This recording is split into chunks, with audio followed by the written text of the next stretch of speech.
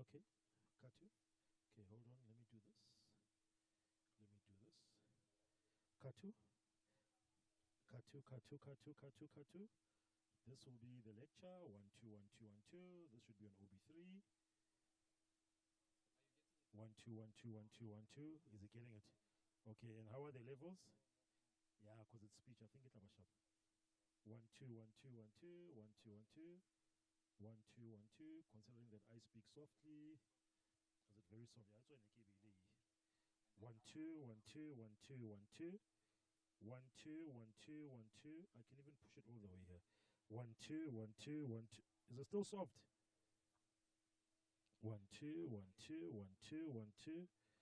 Okay, I can do this. 1 2 1 2 1 2 1 2 1 2 1 2 1 2 1 2 1 2 1 2 1 2 1 2 1 2 1 2 1 2 1 2 1 2 1 2 1 2 1 2 1 2. Well, it has to be because we are almost hitting red now. So on our side is on air it will be okay, ne? 1 2 1 2 1 2 1 2 1 2 1 2 1 2 1 2 1 2 1 2 1 2 1 2 1 2 1 2. Okay. And then we're gonna be using that. Vosane will communicate with you on how to be in all of the ads until the time. Yeah, yeah. Okay, let's drop all of this.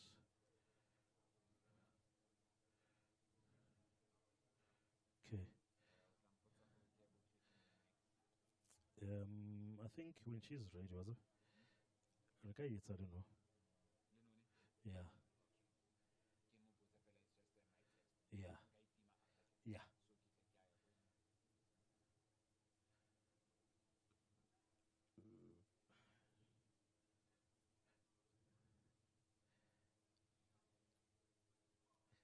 1 2 1 2 1 2 1 2 1 2. Hey, hey.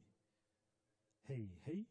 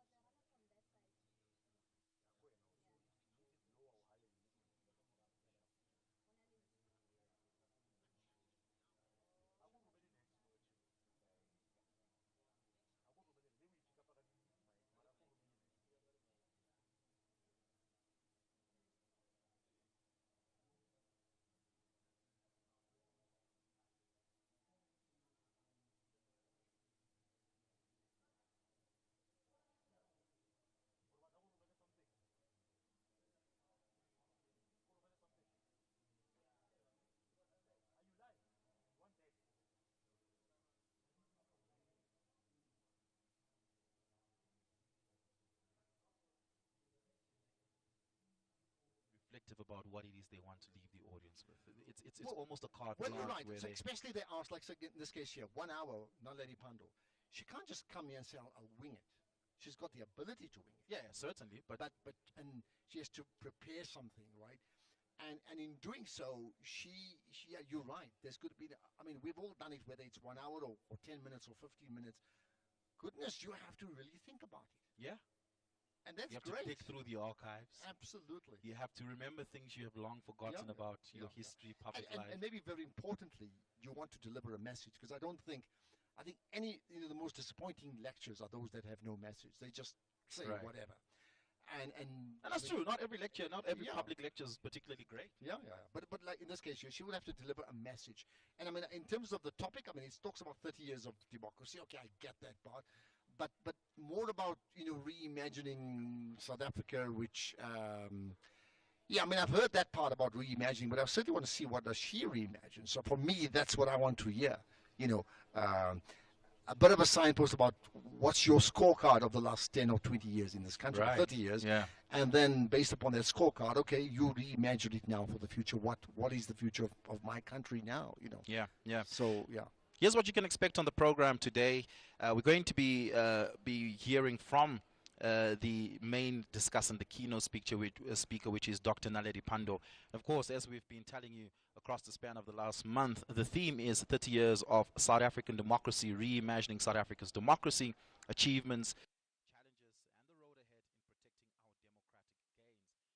And then the discussant for the lecture, which is fascinating because it presents a very seminar style of enriching a conversation, will be the seminal political economist Leboang Pheko. She's a familiar voice to South Africans. I could listen to her all day. Absolutely. And I haven't spoken to her since I've been back on SAfm, which is amazing. Yeah. Because we've chatted a lot. I love listening to her, as I probably love listening to her late dad as well. Just Yeah. profound, yeah. She's part of the Trade Collective. And then we're going to be hearing from the new CEO of the Nelson Mandela Foundation, Dr. Mbonginseni Mputelezi. I met him a couple of weeks ago. Okay. The Nelson Mandela Foundation had their annual fundraising golf day at Stain City. Lovely, lovely day. And I noticed that your golf's fine besides your weddings, right? I do follow you. So yeah. I was fortunate enough to play there, and I had a brief chat on the sidelines there with Dr. Buthelezi. He's got a very interesting history. His academic background is in English literature. Fascinating. And You should meet my uncle, who we call my uncle Yusuf Garda. We call him Shakespeare for all the reasons that you would know. Yeah. And he of course, as a very rich history in South Africa's public interest civil society sector, and he was appointed as the new CEO of the organization. And at the golf day, at the gala dinner we had there, he spoke quite passionately about what his plans for the organization are and what he hopes to achieve. We'll get to speak to him about some of that a little bit later on as well. I thought you were going to tell me. Okay, so we're going to wait for Yeah, him to tell us. we'll let him tell us firsthand. Also coming, I mean, I think Sello Hatang has been the CEO for a long, long time. Yeah. So he's so synonymous with it. So it's a completely new situation. Absolutely. And absolutely. I think not forgetting the fact that Naledi Pandor's the chairperson, right? She is. So She there's is the a board chairperson. complete change there. Yeah, it's fascinating. I was speaking to Mos Mwasheng, who is ironically also over a round of golf. He is the what was the inaugural founder of the Nelson Mandela Children's Fund, Okay. which ultimately became the vehicle through which the Nelson Mandela Children's Hospital was conceptualized. And Nelson Mandela very personally went and forced Mos Mwasheng into becoming the founding chairperson of the board of the Nelson Mandela Children's Fund and subsequently the hospital. And oftentimes we really think about the legacy of Nelson Mandela, and we thought, and what I find surprising and fascinating is how everybody who's involved, or at least in the early days who were involved with organizations that existed in his name, is that he was very deliberate about setting those up to outlive him. And picking the people to lead them as well. And picking the people to lead him. And look at what they focus on, things that were very close to his heart. Children, first of all. And you can't... I think one of the most endearing pictures we have of Nelson Mandela was campaigning and literally kissing babies, picking up babies. Absolutely. He sort of, made the iconography of statesmanship and that linked to children quite popular the world over, I would say. Yeah. What about now? So what we're going to do? Just lastly, Ashraf, we have Dr. Pilani Mtembu, who's the Executive Director of the Institute for Global Dialogue, as the third and final discussant for tonight's lecture.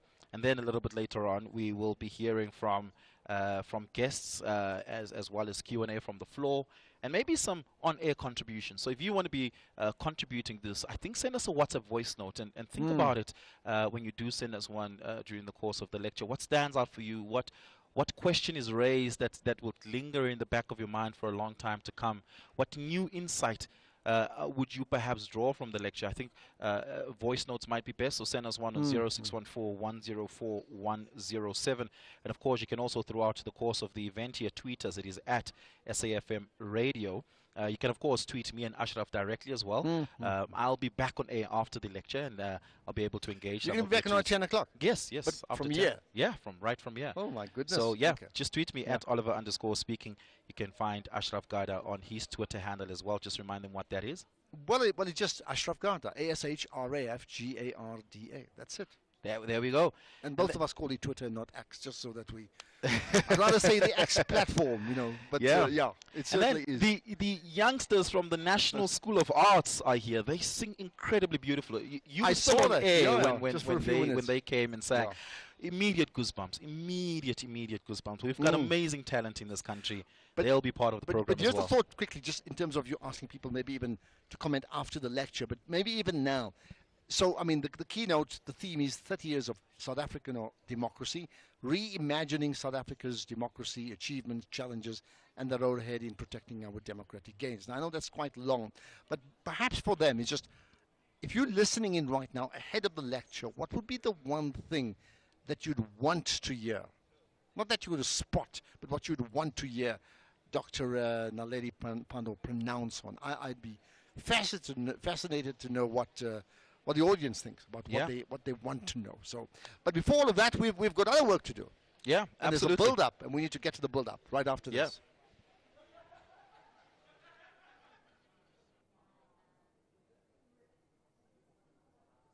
Night Talk with Oliver Dixon. When leaders need to account, we call on them. When society needs to debate, reflect, and advance, we're here to have the conversation. Join me, Oliver Dixon, on Night Talk every Monday to Thursday from 10 to 12 midnight.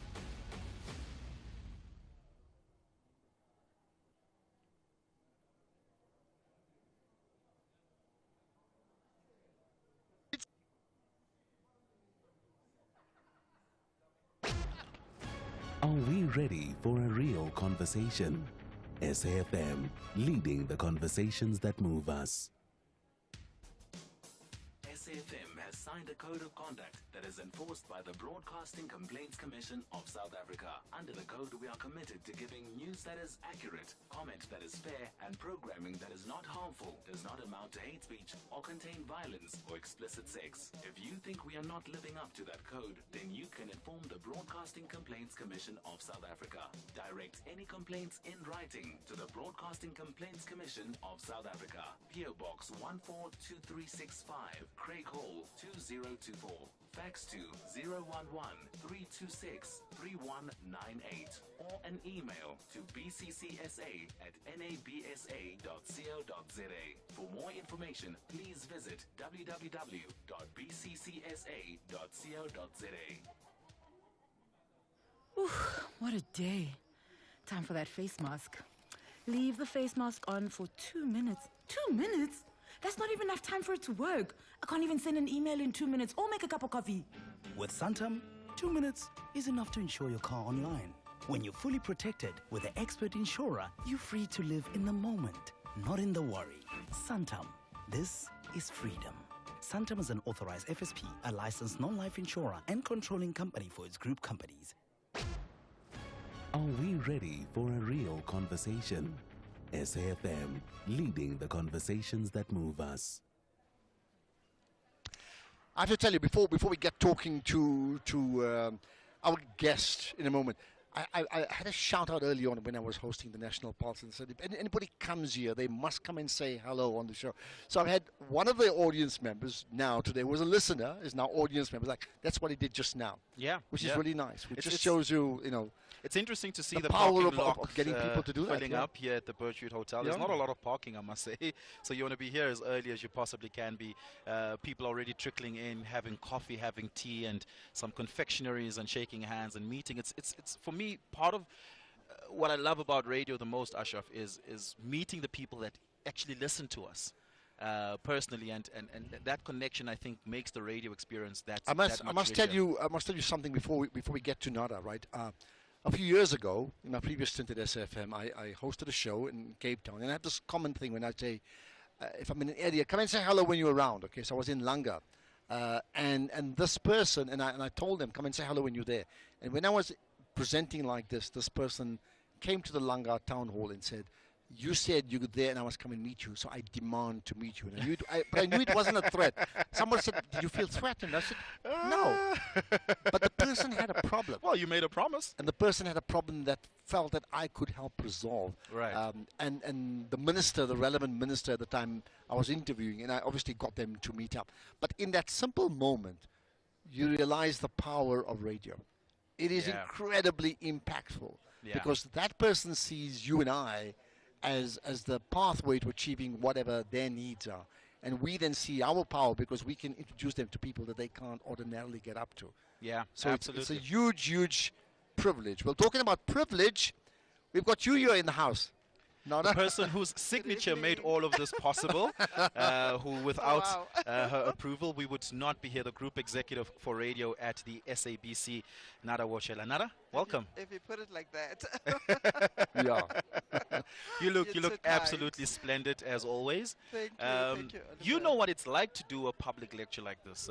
You were a keynote speaker at a place we bumped into each other not so long ago. Hey, that was What a it- fantastic. Take me into what does it evening. what does it take to prepare as a person speaking? What does it take to prepare for an evening like this? What do you think Dr. Naledi Pando is going through in that holding room right now? I have so much respect for people who do this Yeah. as a living, for a living. It takes a lot, to prepare for any conversation Yeah. if you are to make a meaningful contribution. To know your audience that you are delivering the talk to, the subject matter, all of that, depending on what the topic is. I mean, some topics you really have to do a lot of research, and when you stand on that podium, you have to know your story. But with someone like Dr. Pando, we don't have to be to have any jitters. We know she's a great and She will inspirational do what she has to do. person. But I mean, again, I think your point about knowing the audience, it's actually her paying respect to the audience, and she would do that, right? Yeah. But let's talk about some of the things that you're involved in here, right? Of course, you're the group executive, the SABC group executive for radio. How important is this event? It's part of your broader portfolio. It's an SAfm annual lecture, right? Yes. SAfm, this event are a very important part of the SABC radio portfolio. This event, when we launched it last year, we really try to say to South Africans that we've positioned SAfm as the station that is, leading in the talk radio space in the country, and therefore anything and everything that we do, it has to live up to that. As a public broadcaster, it is our duty to reflect, the state of the country, the mood of the country, but not only just to reflect, but to influence positively, to drive conversations that are nation building. So by having an event like this, it's taking what you guys do every day on air and just breathing life to it. Absolutely, yeah. You want to We were discussing earlier, Ashraf and I, the difference between a conversation on radio in our studios versus an event like this is that there's a lot more thought and effort that goes into it. People come into our studios and they can speak off the cuff extemporaneously on whatever the issue of the day is. But at an event like this, the discussants have to, like you said earlier, think deeply about what it is they pour into it. And this is the second one. And what's beautiful is, like you see, our listeners are here, our SAfm radio community is here. And what we're really good at SAfm is outside broadcasts across the country. Mm, How do we take this to the rest of the country, Nada? We definitely have to take it to the rest of the country. I was saying it this morning to one of the board members who's going to be joining us. You know, she was asking what to expect and, you know, what's the purpose and so Yeah. on. And I said, look, this is the second one. We want to take it to the rest of the country because SAFM is a national radio brand, right? We have to go to the Western Cape, the Eastern Cape, be there, be with the people that talk to us all the time about the issues that are bothering them, you know, wherever they are. So we will endeavor to take it around the country and partner with some of the key stakeholders in those regions. Universities are quite important in these conversations. You know, NGOs and other civic, you know, society organizations. Here's the million dollar questions. I was not here last year. Who was the speaker last year? Dr. Former Chief Justice Mogoeng Mogoeng. Oh yes, that's right. Dr. Mogoeng. So here's the question, and you can guide us with this one. Who decides? Yeah, it's the big question. Who decides that's the person we're going to approach? That's not And me. why? Not That's you. not me. Look, we work as a team, really. Something like this, it can never come from just one person. We sit around the table as a team. In fact, the SAFM team will have a list of speakers. They will put out fillers just to see who is available, you know, at the time that we require them to give the lecture, who's available in the country, and who is it that, you know, wields so much influence that South Africans would listen when they speak. So we sit around the table and we make a list of names and you know, we would start conversation, and we start quite early having these conversations with the various people that we identify until, you know, we narrow it down to the people that are not just available, but people that will really make sense, you know.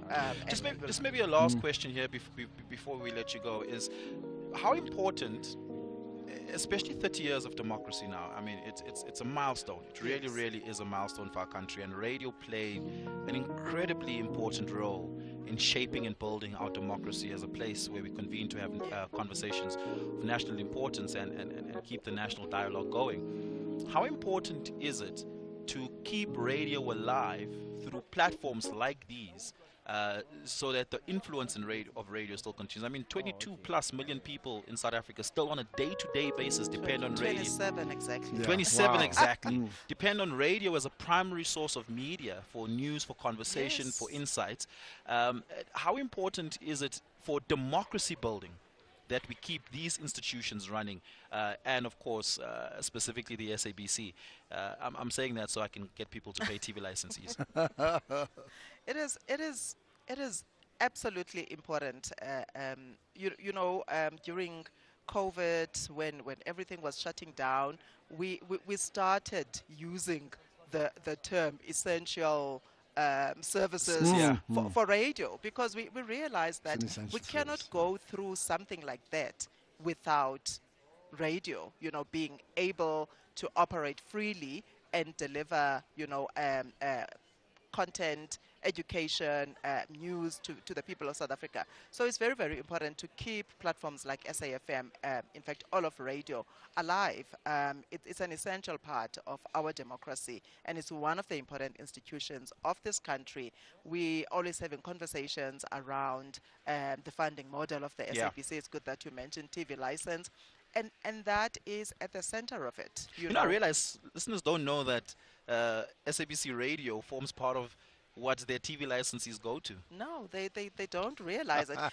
There's, you know, we have a very odd situation in the SABC.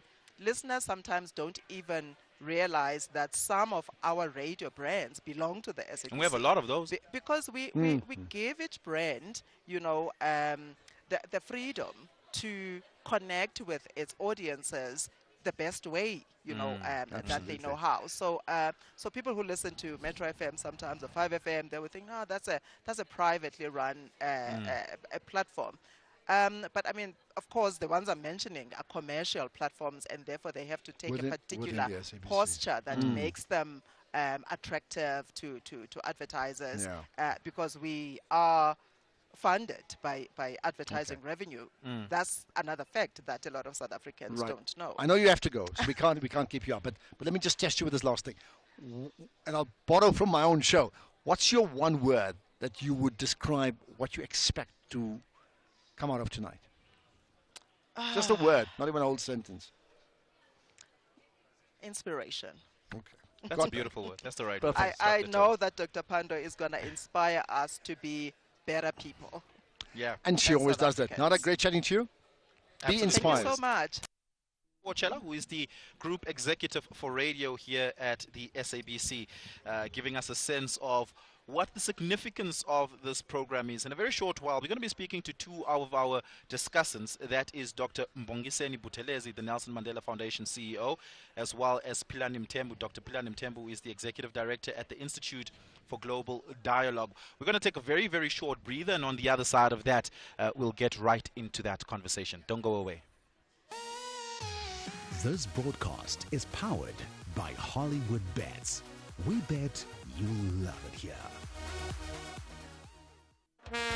You know it's game on with Hollywood Bets this soccer season. Stand to win your share of 2 million rand in prizes. Get 10 rand or more on any soccer fixture. Get Disky Passion in the palm of your hand. Aziz Shege, let's play. T's and C's apply. Hollywood Sportsbook is a licensed betting operator. Hollywood Bet supports responsible gambling. No persons under the age of 18 years are permitted to gamble. Winners know when to stop. South African Responsible Gambling Foundation toll-free counseling line 0800 006 008 or WhatsApp help to 076 675 0710. This broadcast was brought to you by Hollywood Bets. Live in the moment.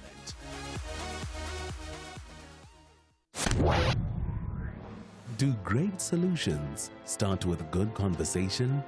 SAfm, leading the conversations that move us. Ever tried to paint a wall with only a brush? Or hang a picture on just a nail and a prayer?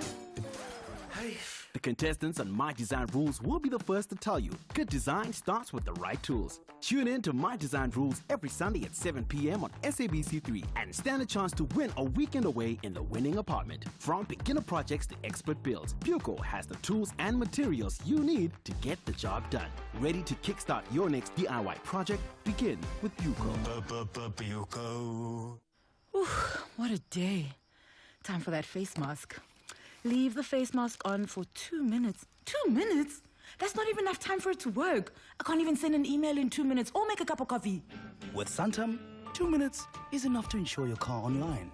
When you're fully protected with the expert insurer, you're free to live in the moment, not in the worry. Santam, this is freedom. Santam is an authorized FSP, a licensed non-life insurer and controlling company for its group companies. I've got an idea of how to be a mother, but I've got no idea of how to be a father.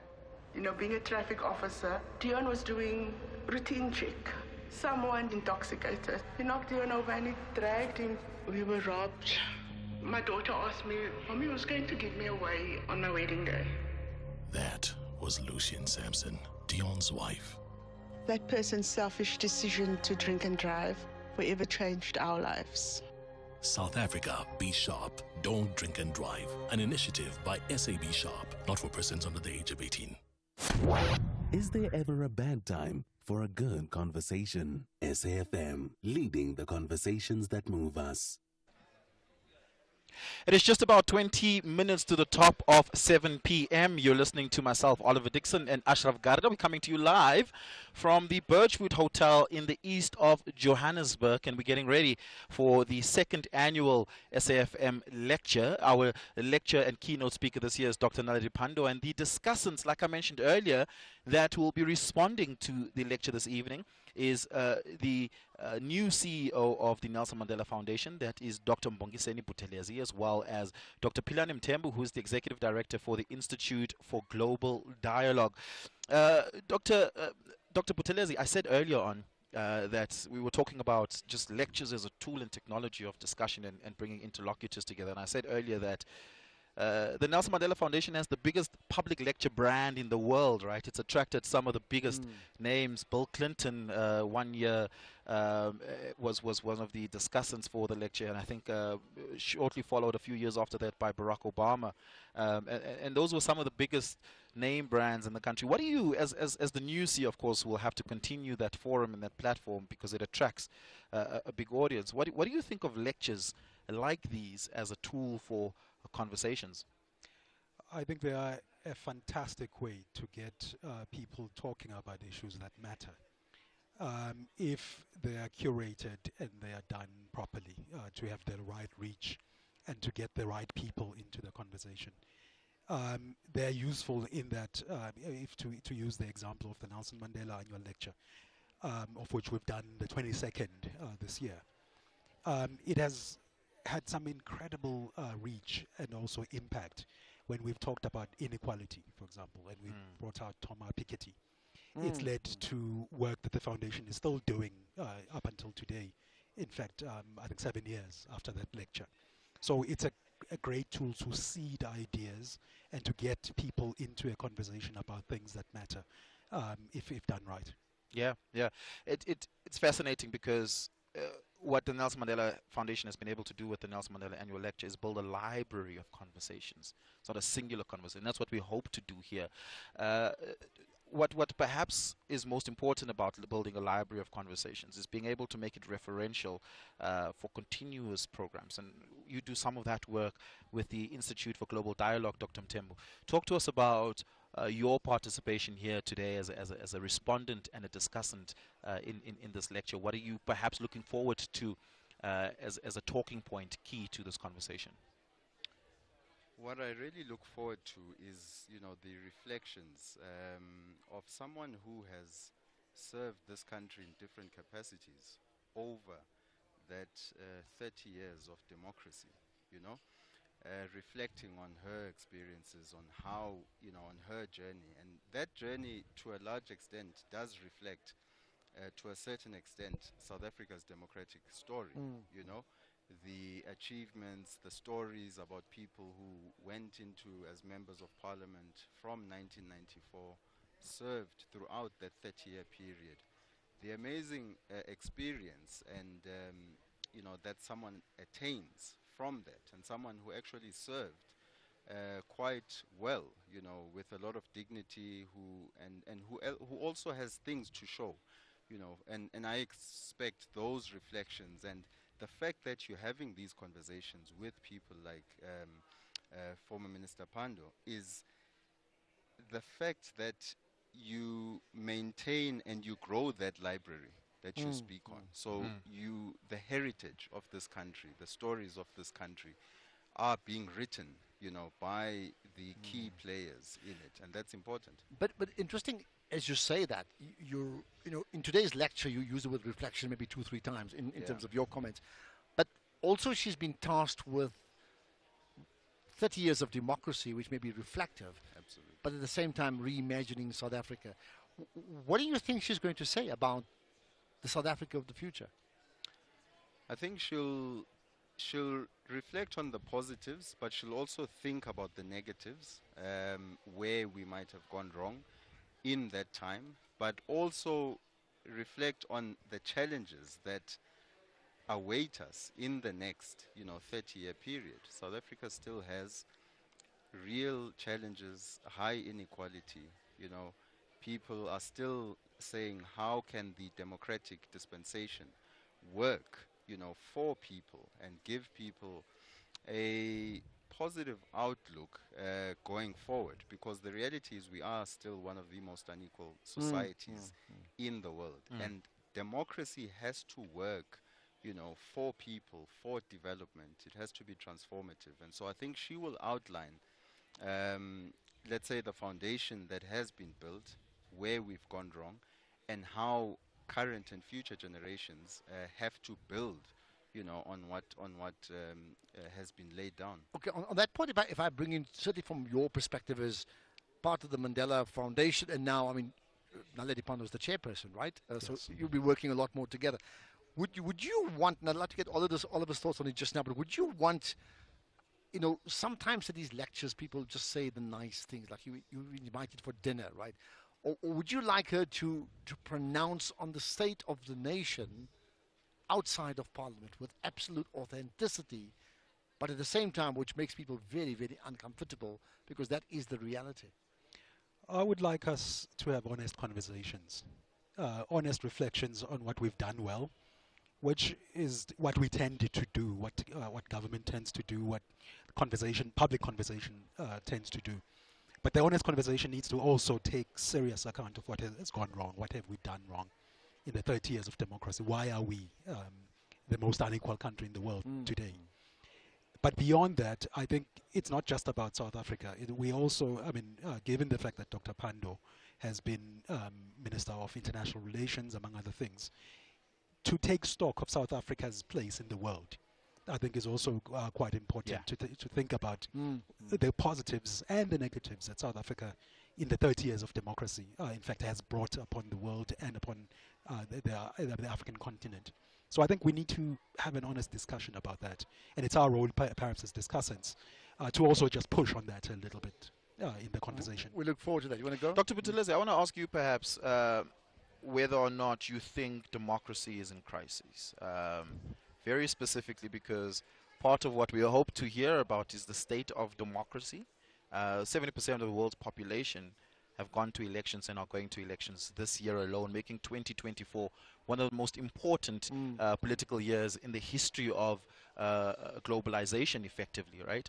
And given that that confluence is happening along the same time, we're also asking questions like, does multilateralism still exist and hold power? Today, for instance, we saw the ICC issue a warrant of arrest for Benjamin Netanyahu, and Americans, White House officials immediately coming out saying we're rejecting that. And then there's the question of whether institutions like the United Nations, the Security Council, and even the International Court of Justice as an organ of those institutions, whether they still matter at all as multilateral institutions. But also internally we're asking questions about democracy. People are opting out of democracy increasingly more, with fewer people turning up to elections, and South Africa is a case as an example of that. Do you hope to hear some talking points around how, if that is in crisis, how it could be restored? Actually, I want to give both Dr. Buthelezi and Dr. Mthembu an opportunity to go for that. So let me start by saying there's something interesting about what has happened in South Africa this year, which is that we have seen, of course, a shift in power. We've seen this government of national unity coming into being. And that, in one way, is actually the deepening of our democracy, in that we are moving away from a dominant party system, and we are seeing a multi-party system beginning to flourish in the country. That, of course, has its own downsides. If we see the history of coalitions and the way in which they've led Johannesburg to the mess that it's in today. But at the same time, I think it is also true that democracy is in crisis the world over, because we are seeing a major drift to the right, which we thought the world was turning a corner from. In many countries that have had elections this year, we're seeing the rise of authoritarianism, we're seeing the rise of racism in those elections. Fascism. And so, democracy, the biggest question for me about democracy in this time, and Dr. Mthembu, I think, will have something interesting to say on that, is that we are seeing growing poverty and inequality in the world. We're seeing the sucking up of resources into the top tiers in most societies. And this is what democracy is delivering. That is what is causing disenfranchisement, it's causing disillusionment. Discontent. And discontent, yeah. So there is a problem with democracy, and we need to figure out how to fix it the world over. Yeah, Dr. Mthembu? You know, it's to one extent we did see a deepening of our democracy, something to be celebrated in the most recent election. So we saw the resilience of our institutions to be able to funnel, the people's what people want at that particular time. And this is something to be celebrated. But on the other hand, we should be very worried when certain demographics are not participating in the democratic systems, are not voting, are not registering. Something needs to be reimagined. Democracy also has to deliver on development. And when it's not delivering on development, people do get disillusioned.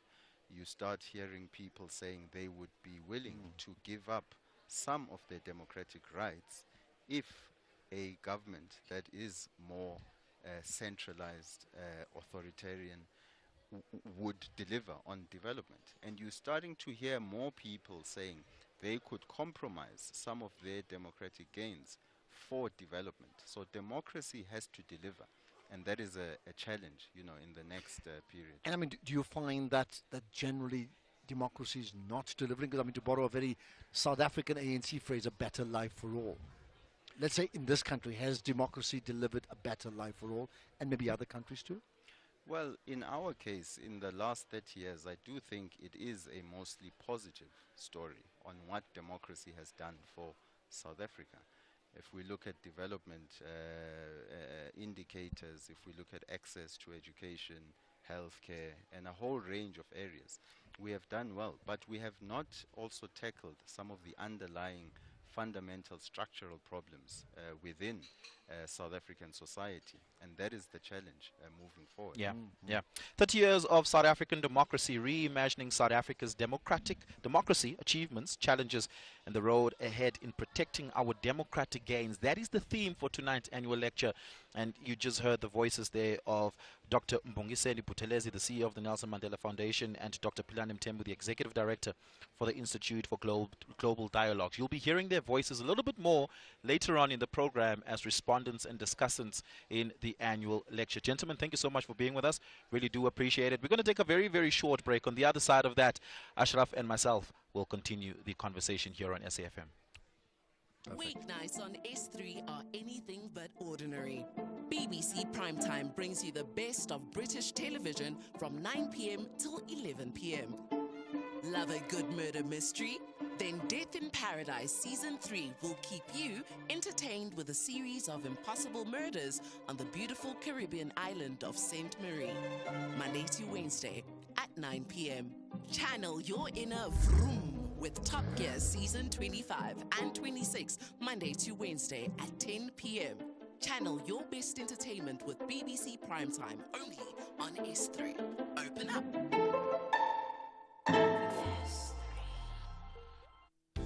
The Northwest Provincial Legislature Standing Committee on Oversight of Northwest Provincial Legislature, chaired by Honorable Michael Groenewald, will be holding public hearings on the Public Service Amendment Bill 2023 and Public Administration Management Amendment Bill 2023 on the 23rd of November 2024 in the Northwest Legislature Auditorium in Mahikeng, Banquet Hall in Potchefstroom, Toulita Hall in Ganyesa, and Ben Marie Hall in Rustenburg at 10 in the morning. SAfm supports a litter-free South Africa. Play your part in keeping our surroundings and environment clean. SAfm, leading the conversation.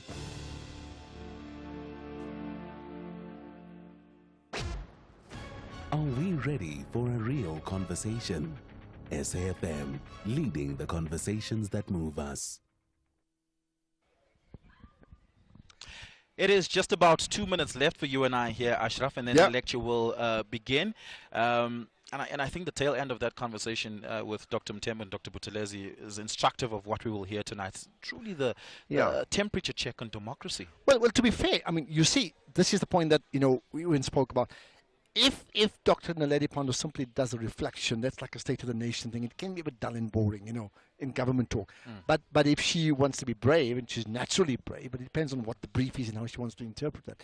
If she wants to really rock things, it's about changing the entire world. And the world is ripe for that change, isn't it? Yeah, it absolutely is. Yeah. It really is. We saw countries that deemed small, meek, and perhaps unimpactful can be impactful. South Africa has demonstrated that this year, that anyone can stake their claim in the global conversation and drive the world in a particular direction. And I think South Africa has in many ways done that, and Dr. Naledi Pandor was the brave actor spearheading absolutely. that. So I'd like to see that. I'd like to see her almost, you know, paradigm shifting and saying, hey, this is South Africa, this is the world, this is where we need to change things. As you and I know, sometimes when you get a brief, the privilege of the speaker, you don't have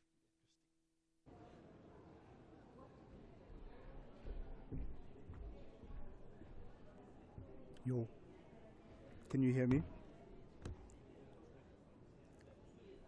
1 2 1 2. Can everyone hear me? Good evening, ladies and gentlemen. Hello, hello, everybody. How are you feeling? We are so excited to have you come through this evening for the SAfm public lecture. I'm just here to make a quick announcement that we will be starting shortly. So if you could just start settling down before our guest of honor and other guests walk in. And in fact, just like clockwork, may we please rise as we welcome him.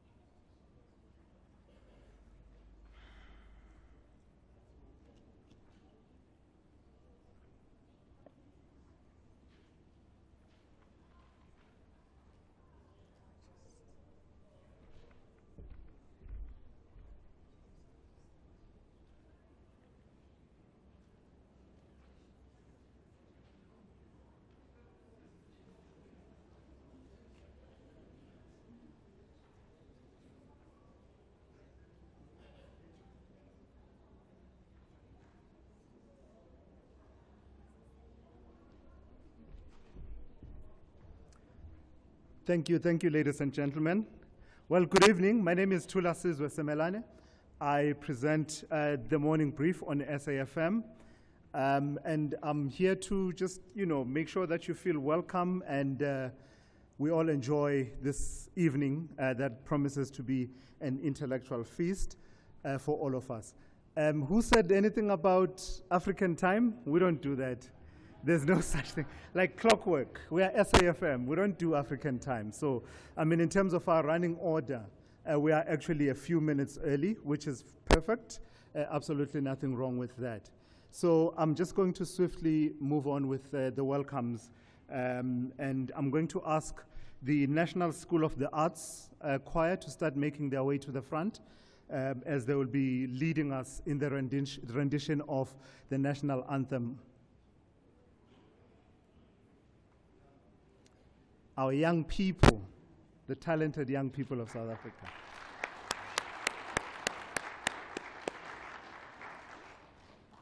The future in safe hands. Thank you so much for coming through this evening, ladies and gentlemen. And I will ask that we all stand as the National School of the Arts leads us in singing the national anthem.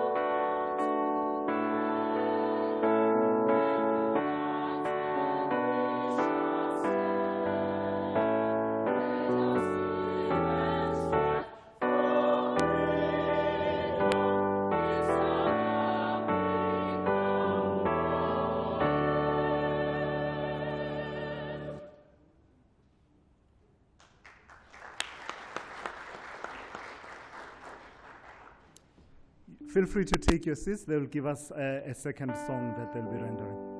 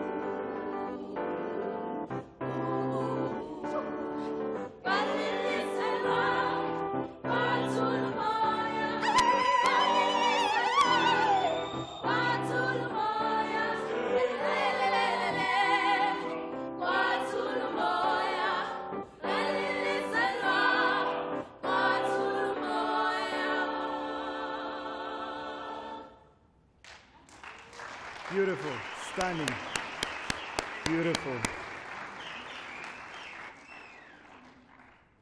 Well, good evening once again, ladies and gentlemen. That was beautiful, right? The harmonies are just, they'll take you to another place. It just talks to who we are as a South African people. You are all looking lovely this evening. Welcome. Thank you for coming through. I won't waste much of your time. I do want to acknowledge our guest of honor, the former Minister of International Relations and Cooperation, Dr. Naledi Pandor. Good evening, ma'am. Thank you for coming through. We also have among us a member of the SABC board, that is Patiswa Makopeni, who is among us here, but also other executives from the SABC and other leadership from the SABC, the Group Executive for Radio, Nada Wochela, General Manager Radio, that's Johan van Rooyen, as well as SAfm staff management, and of course the important people as well, the listeners who honored our invitation to come through and be a part of this evening.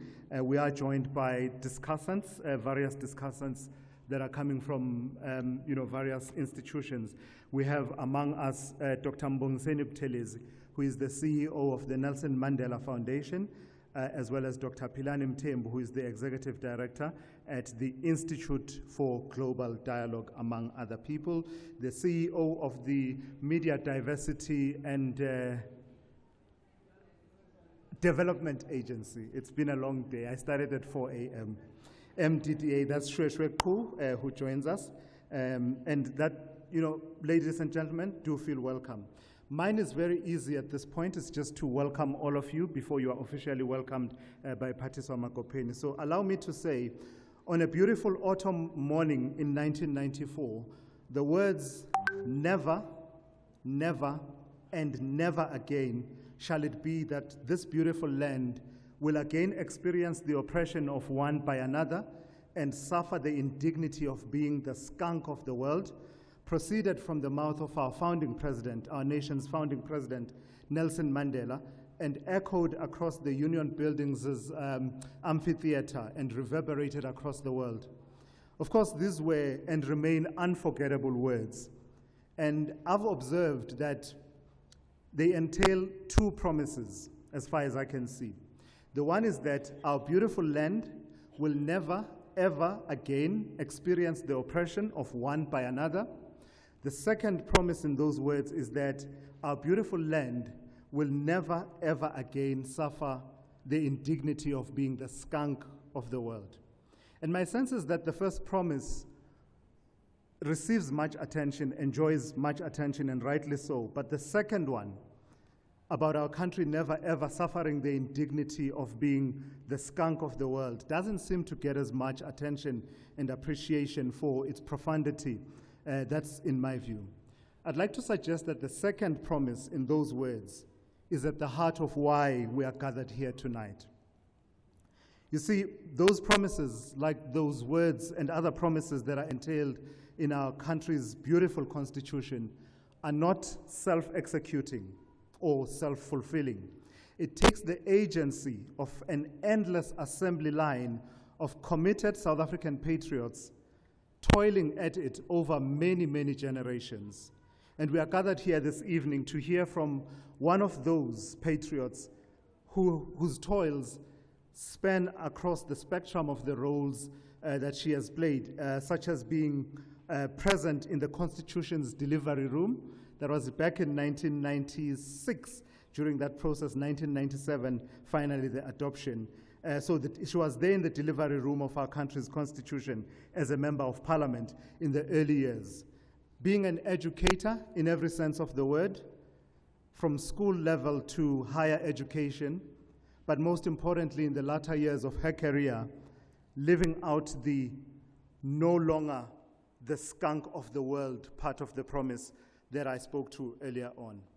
And that SAfm, one of the most important public broadcasting platforms on the SABC, if for nothing else, for its sheer reach and the diversity of its audience, should host Dr. Naledi Pandor in this, our 30th anniversary of our democracy, is not only apt, but a commendable execution of the mandate of public broadcasting in a democracy such as ours. This is what is meant by leading the conversations that move us. So a very warm welcome to all of you, esteemed ladies and gentlemen. Please feel free and feel at home. Make yourselves comfortable. This will be an intellectually edifying evening, that we can assure you about that. And to our guest of honor, Dr. Naledi Pandor, welcome, ma'am. And thank you so much for honoring us with your presence this evening. The leadership of the SABC, led by Patiswa Makopeni for this evening, who are all present here, as well as the heads of the SABC's various business units. Thank you for organizing this intellectual feast. At this stage, I'd like to call upon the member of the SABC board, Patiswa Makopeni, to come through. I won't say much about Patiswa because I risk embarrassing myself, but she's a leader who leads with heart and passion. Patiswa, please come through.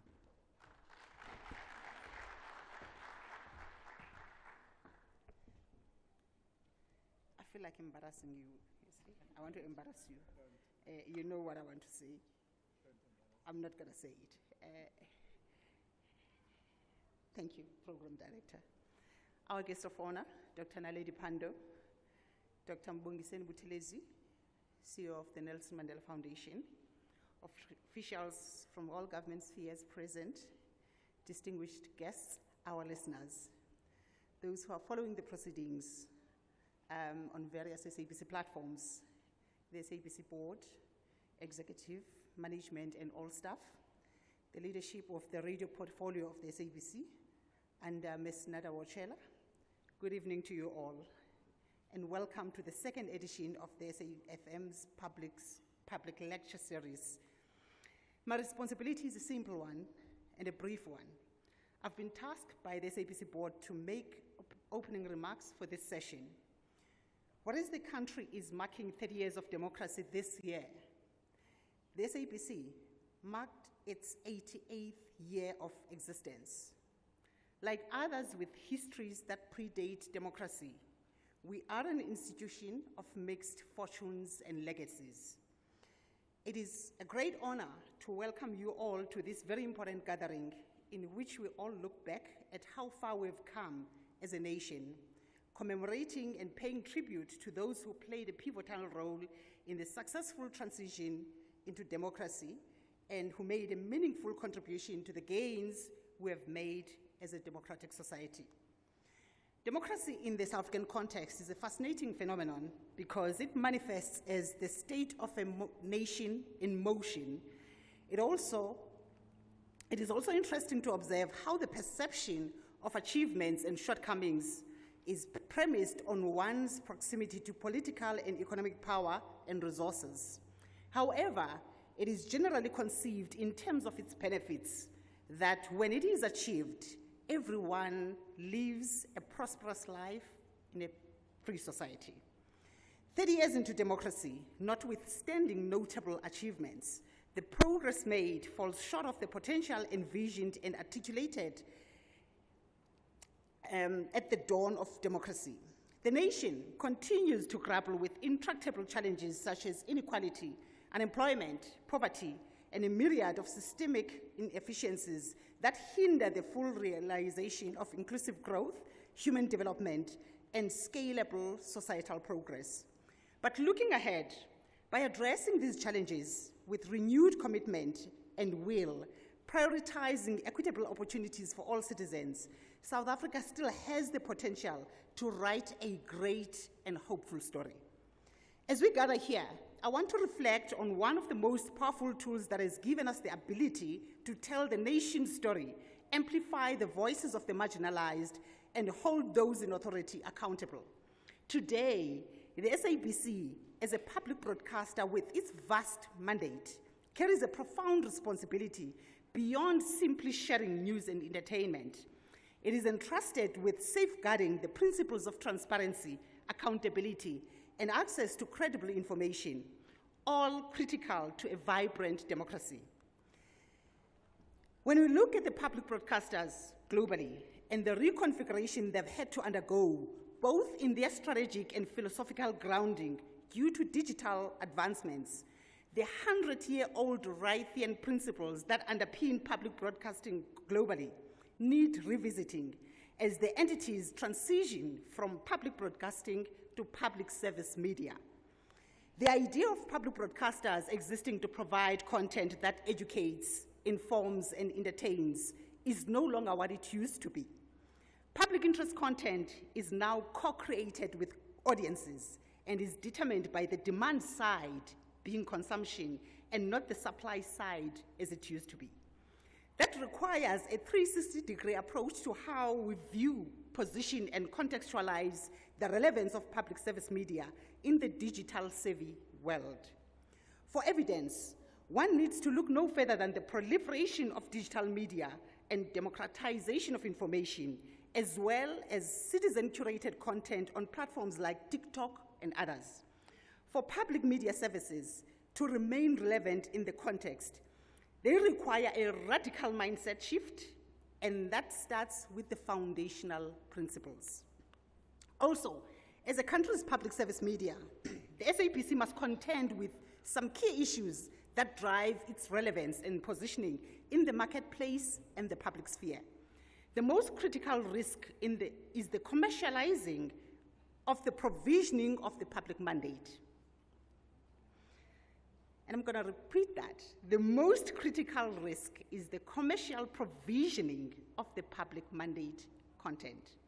Unlike its global counterparts, and despite its vast and costly mandate to provide media services to the public, the SABC continues to operate predominantly on a commercial logic. If one considers that over 80% of its revenues are made up of advertising and sponsorships, with only 3% being allocated as government grant for educational programming.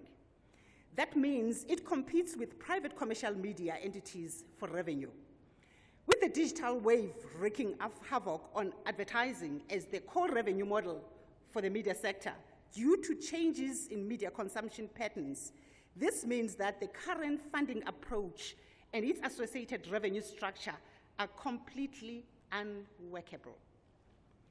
There is an urgent need to address the funding model for the corporation if it is to continue to deliver on its mandate, even in the next few months.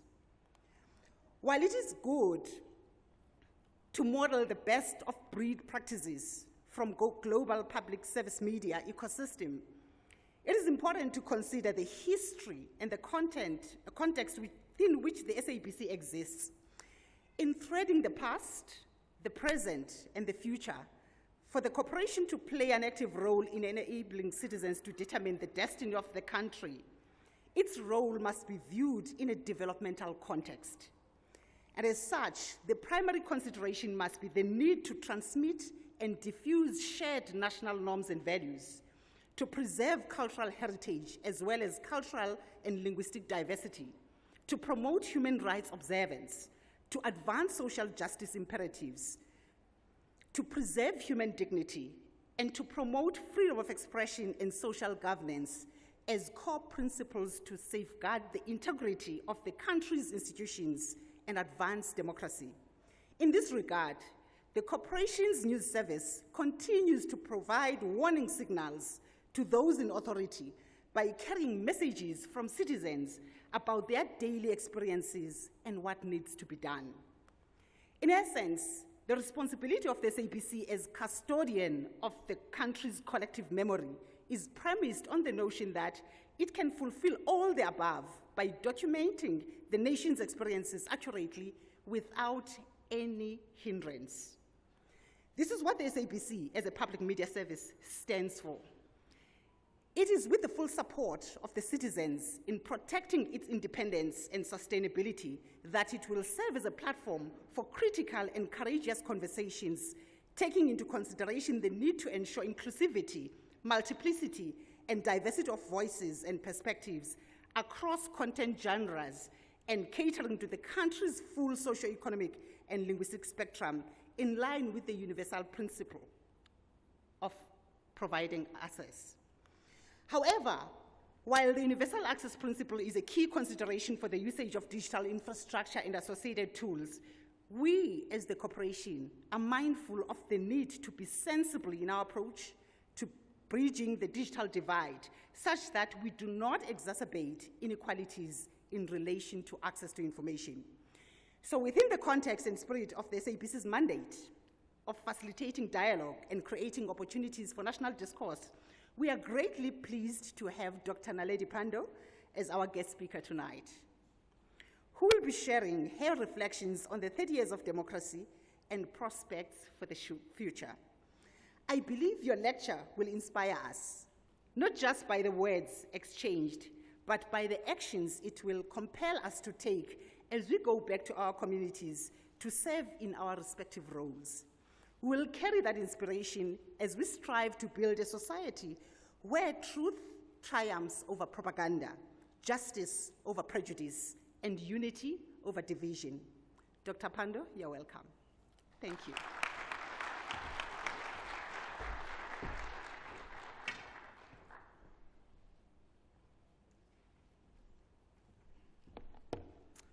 Thank you, Patiswa. Now you see why, where she leads, I follow. She's been my leader for quite some time at various institutions. And you saw for yourself the passion coming through for the work that is at hand. In my excitement to welcome you, I didn't share some of the preliminary information that I needed to share with you. We are live, of course, on SAfm, but also on our various platforms, including on our YouTube. If you don't follow us, you can find us. It's at SAfm Radio. We're also there with Facebook, X, and Instagram. The reason I'm sort of taking my time there is that it's icons here, and I'm born of a certain generation. When I was born, the idea was that the apartheid system was going to last forever. So I'm from that generation.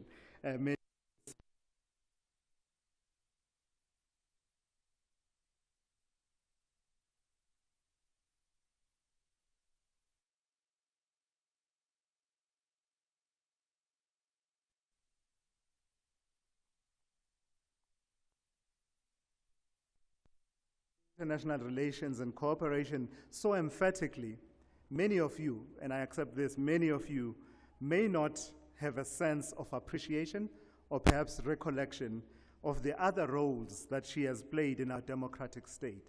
To the extent that this is even remotely possible, let us remind you of who our guest speaker is as we prepare to welcome her to the stage. So we'll ask the team to play a short video, at the end of which we will welcome our guest speaker for this evening.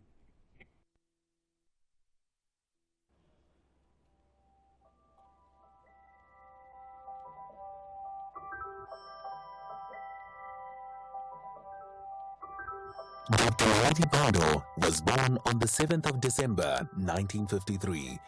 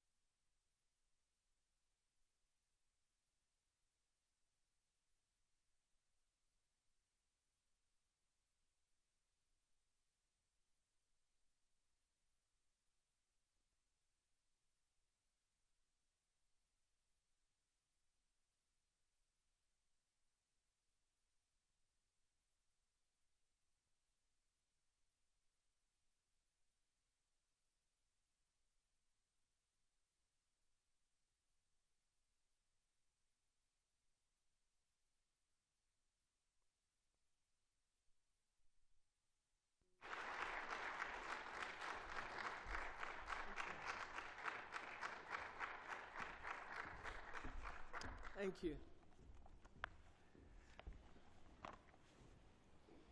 Well, I hope you're all going to still feel like clapping after my very long talk this evening.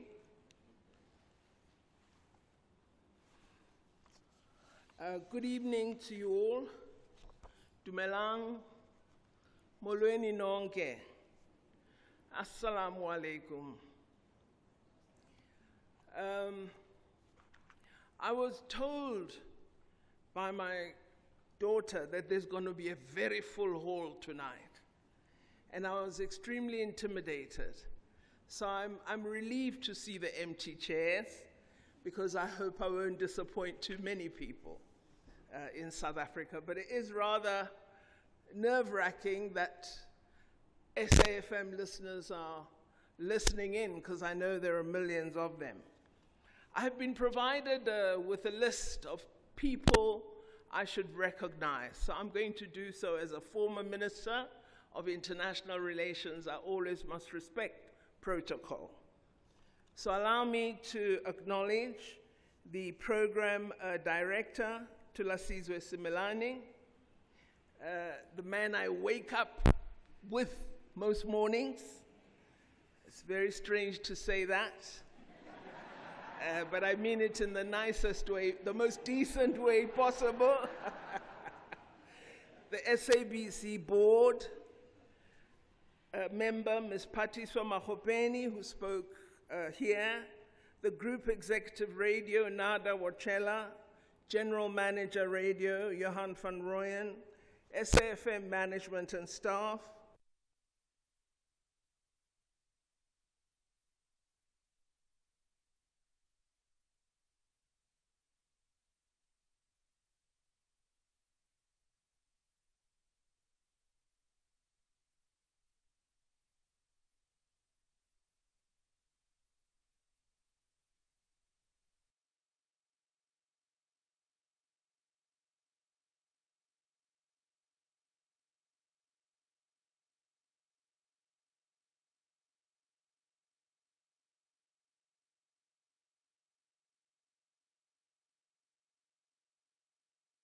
democracy, and concludes by attempting to imagine the future. The lecture speaker of 2054 will hopefully have an opportunity to consider my contribution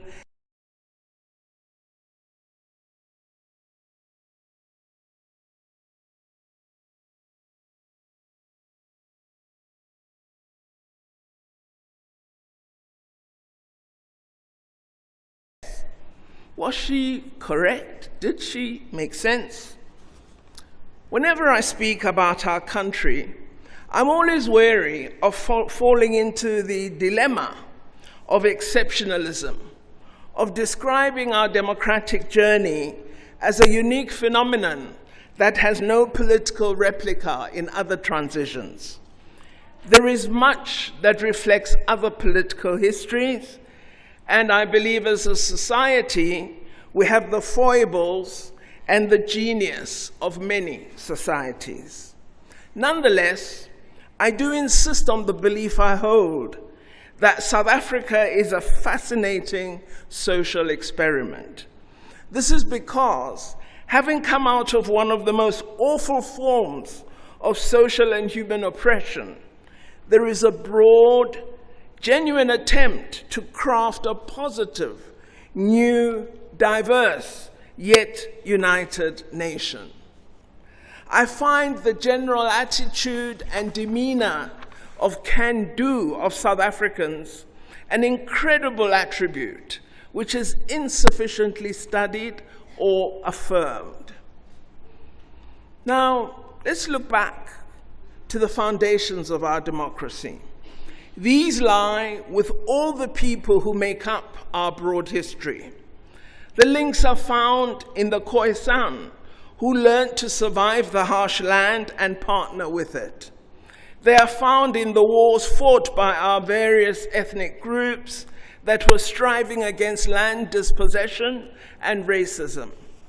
They are complicated by the reality that our eventual oppressors were initially themselves striving for freedom at some point in their lives, and that the imprint of institutions they introduced to South Africa shape our polity today.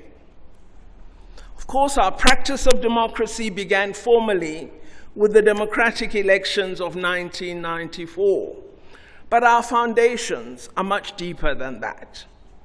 30 years of democracy means we are a mere teenager in democratic time and practice, As Dr. Marianne Severin said recently at a seminar held at the University of the Free State, we are a teenager in democracy still striving for maturity.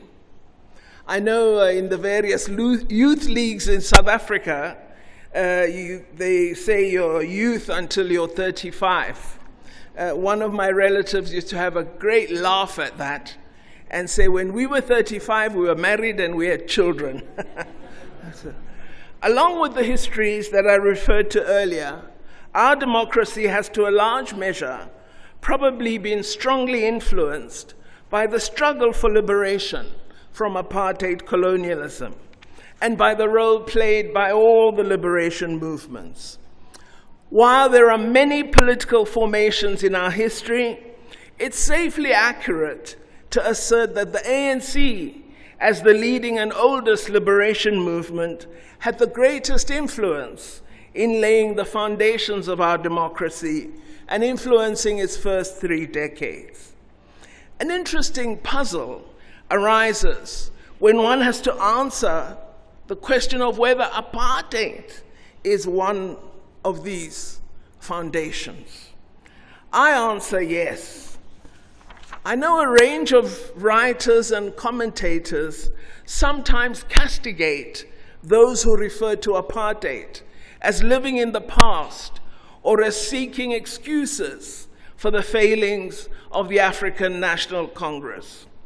Despite these sometimes apologists, it is important to refer to and acknowledge apartheid as a critical factor in shaping democratic South Africa today. It's always interesting to note that in many post-colonial societies, residues of the former oppressor find comfort in attempting to blame the former oppressed for their trials and tribulations in freedom. Now, apartheid was an all-encompassing racist policy that advanced negative social engineering to the highest levels of abuse of groups, of communities, and of individuals.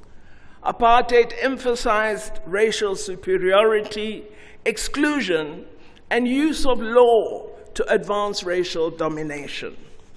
To those in our country who still assert it was better under apartheid, recall that apartheid decided where you lived, decided what you could read, what you could learn, where a few of you could study, what organizations could exist, even who was a member of your family, and denied you the right to vote merely by virtue of your race. I suspect, while many South Africans want a government that will serve them much better than we may have done up to now, they certainly would prefer democracy and not apartheid if they understand the meaning of both fully. The struggle against formal statutory apartheid lasted over 40 years, and in that period, the liberation movements shaped and formulated policy perspectives that envisioned a future-free South Africa. Racial colonialism is, of course, much older, but its genius was constructed in formal apartheid. Even in the face of the darkest days of oppression, there was always the sense of we would be better. There was the African Claims Document of 1943, the Freedom Charter of 1955, the earlier Women's Charter, and other future policy perspectives that shaped our democracy. We had the reflections and writings of Robert Sobukwe. In fact, someone who's researching, Professor Z.K. Matthews, sent me the reference he wrote for Robert Sobukwe when he was being considered for a post at the University of the Witwatersrand. So these strands, these links are very fascinating. We have the reflections and writings of Stephen Bantu Biko, of Abraham Tiro, and so many others who played an influential role in shaping our foundations. We had the literature of Eskiam Pahlele, of Ken Temba, of Miriam Tladi, of Alan Payton, of Nadine Godima, of Athol Fugard, and dozens others who extrapolated our repression and shaped our democracy. These multiple contributions find resonance in President Obama's foreword to President Mandela's book titled Conversations with Myself. Obama stresses that the example of President Mandela awoke him to the wider world and to the obligation we all have to stand up for what is right. As he says, Mandela made it clear that we did not have to accept the world as it is, that we could do our part to seek the world as it should be. I shall return to this idea later in this lecture. Suffice it to conclude on foundations by asserting that the I'm an African speech of former President Mbeki sets out in an iconic fashion all that makes up our foundations: poetry, complexity, genius, and deeply challenging tasks. Of course, all of us know and often complain about the fact that our democracy is the result of a set of agreements arrived at through negotiations, so through compromise. Negotiations between the former oppressed and their former oppressors. The conclusions involved agreements that were not always anticipated and setbacks to some goals and aspirations that had traditionally been associated with the struggle for freedom. Two of these setbacks, in my mind, are increased land ownership by Black people and economic inclusion and empowerment of the previously oppressed. The choices we made included the right to vote for all and the establishment of Parliament as a representative of the people. We agreed to be a constitutional democracy, with Parliament as one of its arms. The other arms were the executive and the judiciary. There are some among us who try to mislead the public on these matters, so it is important from time to time to briefly reflect on our choices. Parliament is critical as a body we all elect to make laws and to represent and solicit our views on policy matters. Parliament also exists to hold the executive accountable, to ensure the executive acts in accordance with the Constitution. Parliament must act in terms of the Constitution, as must the judiciary and the executive. Of course, we went well beyond merely creating a parliament by adopting a constitution which would set out the nature and character of our state, the rules and limits for Parliament and other institutions of governance, and a constitution that would enshrine a progressive Bill of Rights. I wish to remind us all about the founding values of our Constitution. We are one sovereign democratic state founded on the values of human dignity, the achievement of equality, and the advancement of human rights and freedoms. The values of non-racialism and non-sexism, and the supremacy of the Constitution and the rule of law. These founding values describe that which we aspire to be. Now, all of us know that the apartheid state had a parliament, and all legal prescripts were adopted through that institution. However, there was no break on its limits. There was only arbitrary action driven largely by the executive. So the executive could wake up one day and direct the parliament to pass the Immorality Act, or on another day, the Group Areas Act, or on another, the Bantu Education Act, with no encumbrance, no thought about the human rights breaches of these laws and their breaching of international law. We cannot do that in South Africa today. The end to this arbitrary lawmaking was our adoption of the Constitution.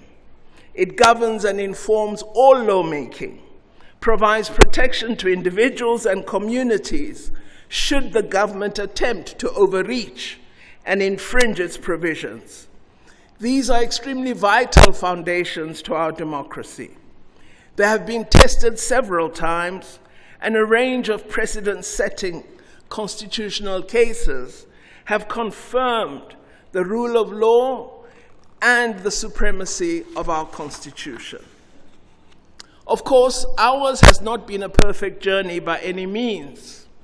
I recall Professor Jackie Celier's opening remarks in his fascinating book, Fate of a Nation.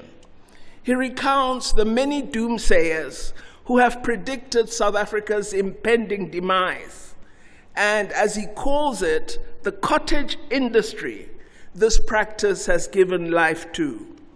He suggests that while indeed there are troubling failures and challenges, total collapse is rejected by a consistently resilient South Africa. I believe our choices have been unusual and brave for an emerging new democracy in Africa. A robust, independent judiciary, an empowered parliament, a progressive Bill of Rights, which also includes socio-economic rights, and a thriving multi-party democracy. These then are our foundations, and our greatest test is to ensure they endure over time and that they support us in addressing our problematique of poverty, inequality, and joblessness. I do believe democratic South Africa has made impressive progress in several areas and also has been a dismal and puzzling failure in many others. I often recall my pride at the first policy announcements of President Mandela in his early policy speeches. The adoption of the Reconstruction and Development Plan as post-apartheid South Africa's blueprint for change. The bold introduction of 10 years of compulsory education for all children, and the provision of free health care at public health facilities for expectant mothers and for children under 6. I recall the ANC caucus discussion introduced by, I think, Comrade Zola Skweyiya on a social grant for children, on equal pensions for all senior citizens.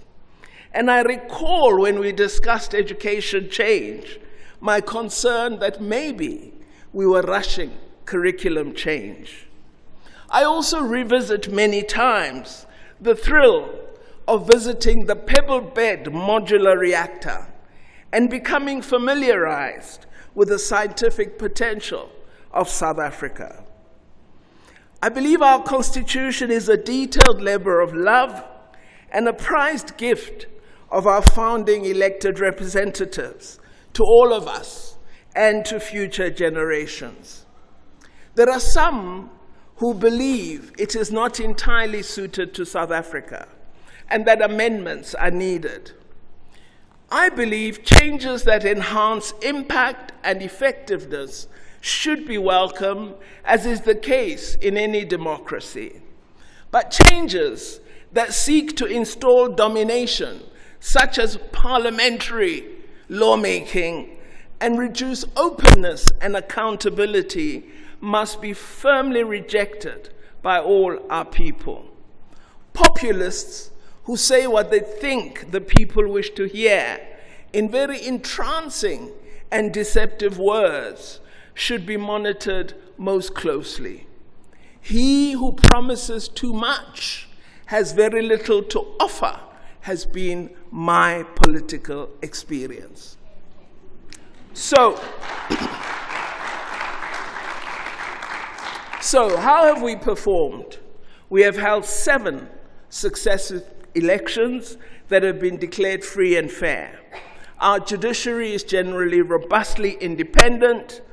There is freedom of expression, even in the most trying times, for media, for artists, for individuals, researchers, and academics. Access to education at all levels has expanded, and increasing numbers of young people graduate successfully from our secondary schools, colleges, and universities. We evolved the small tertiary education fund of South Africa to become the multi-billion rands National Student Financial Aid Scheme through the leadership of Professor Kada Asmal and others. We have developed a primary healthcare system of clinics and day hospitals that provide services to underserved communities. We have an inclusive and responsive national HIV and AIDS treatment and support program. The free housing support program of government is one of the most progressive in the world, and our support for access to basic services such as water and electricity has made a vast difference to millions. I know as I talk you're saying Mari, Mari, Mari, but these are facts.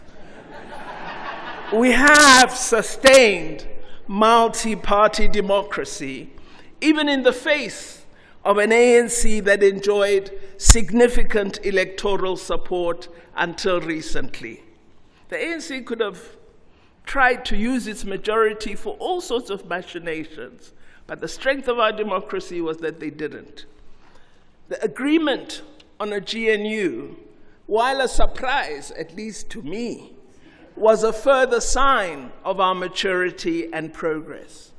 While we have not eradicated racism and the old divisions of the past, there has been visible progress in building a country united in diversity.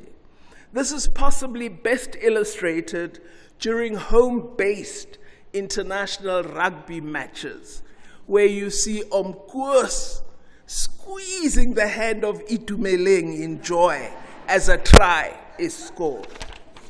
Despite these selected examples of progress, there are also disgraceful failures that make a mockery of our brave struggle for liberation. Some authors pose a question in their books today on South Africa. They ask, will it become like other countries in Africa? I'm often puzzled at this, as many democracies, whether African or not, all over the world, do fail from time to time. It's not the fact of being African that leads to an assumption of failure. It is a range of other matters. I believe our failures are inadequate service delivery, failure to radically restructure our economy to render it more inclusive and prosperous, poor ambition with respect to small and medium-sized business support and development, shamefully inadequate investment in rural development, and poor combined efforts at reversing inequality in our society. The most significant failure, in my view, is the inability to mobilize and utilize the strong social agency that was developed in mass struggle for purposes of self-liberation of communities today. The idea that political parties are able to provide all solutions and can only do so via a tender has denied the mass of South Africans a self-liberating role in advancing their local development. Corrupt local government has worsened this through corruption and inefficiency, and these institutions are bereft of ideas for remedying this dismal failing. We do not have effective, responsive sanctions for these failings, and we seem to allow mediocrity to trump excellence. Funny that I use the two together. Added to failings of government, Parliament and the executive is the matter of inadequate skills in the public service, lack of full commitment to a vibrant and actionable national social compact between the public and private sectors, and the terrible fact of widespread greed, corruption, and criminality in private and public sectors in our country.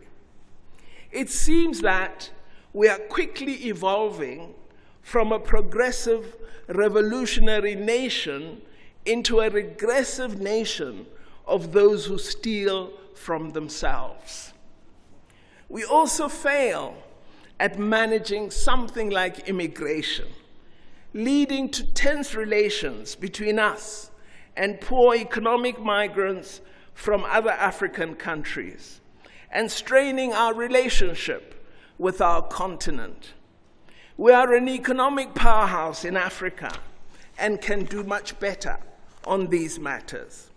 We have rather made fellow Africans resentful, dependent on our economy, and lax at addressing their own national challenges and opportunities with our support. I do not believe we are inherently xenophobic, but ongoing administrative and strategic failures are trapping us in that description. None of these are irresolvable problems. If we work together as a nation, we can overcome them and become that people Nelson Mandela felt he could go to prison for. The fault line of our democracy may be that it has lifted the individual above the community or group, and so placed us in a situation in which we look to individual material benefit rather than community benefit. I am aware we have communities that have joined together to create a difference, and I truly admire their efforts and wish more communities could do the same. I believe one of the most significant achievements of our democracy is in advances in the practice and enjoyment of aspects of social justice and human rights. All our people are beneficiaries of significant civil and political rights. More importantly, rights such as judicial protection, legal representation, and access to courts are provided for and enjoyed by many. Our Constitution set out equality and respect for human dignity as the most important rights, and all other rights have to be enjoyed within these framing rights. All of us, for example, have freedom of religion, of language and culture, but none of these can be practiced in a manner that diminishes human dignity or promotes inequality.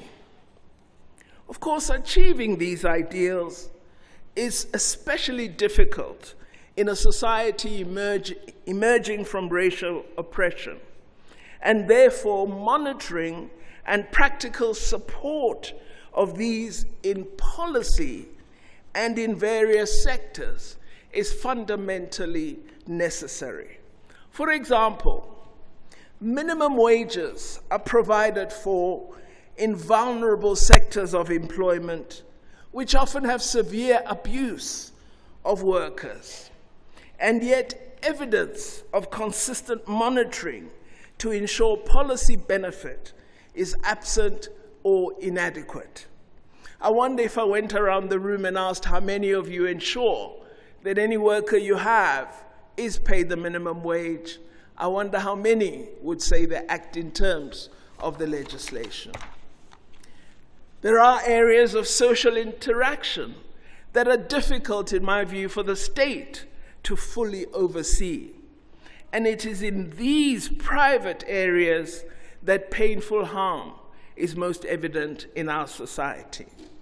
Our most difficult challenge is gender-based violence, especially against women and girl children. Efforts by government, civil society organizations, and law enforcement have not curbed this abuse. It is in this that joint local social action is urgently needed. Communities and neighbors must stand against and defeat all perpetrators of gender-based violence. Of course, human rights often pose difficult challenges for each one of us in our troubled society. How do we, for example, curb hate speech without infringing the rights of individuals to free expression or the rights of organizations? In the area of customary law, which many of us seek to protect, how should democracy and the human rights we enjoy be promoted? There is a great deal for all of us to continue learning as our democracy matures. I think the active appropriation of our own voices has been an exciting advance of our democracy. South Africans speak up and speak out. This robust social engagement has been supported by the growth of community radio and the development of progressive credentials in various media houses. Innovation in information communication technology has also boosted citizen participation and engagement. We are, of course, also very fortunate that our history of struggle included vibrant civic and NGO activism. We know that the media was not always our friend, but even in the most difficult days, you had those with courage to speak out and to do so visibly. Zwelakhe Sisulu, Percy Koboza, Nat Nakasa, Max Duprier, Ruth First, Juby Mayet, Ruth Kakani Ranking, and Noni Jabavu, among many others. They wrote of the struggle, spoke out, defied apartheid, and opened the door for our voices. We have protected freedom of expression in our country, and we see this in a free media and a public broadcaster that has found its independent voice. While this is sometimes discomforting for those in governance, it is a key protection of our democracy. I'm very nervous that Kathy is going to be questioning me later because I hear her on radio and ooh, she can scare you.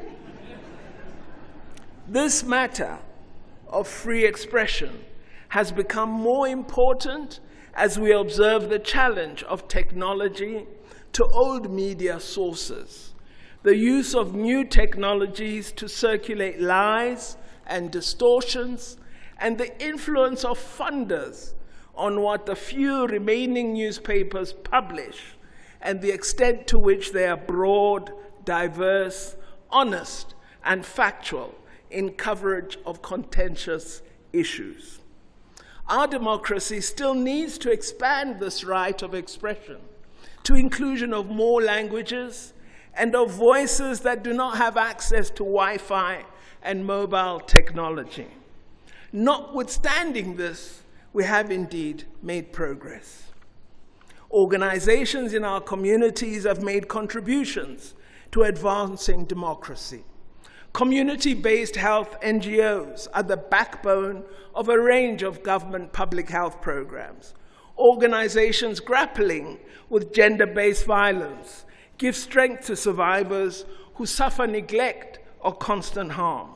Civic organizations also battle for action on access to socioeconomic rights, and remind government consistently of its obligations.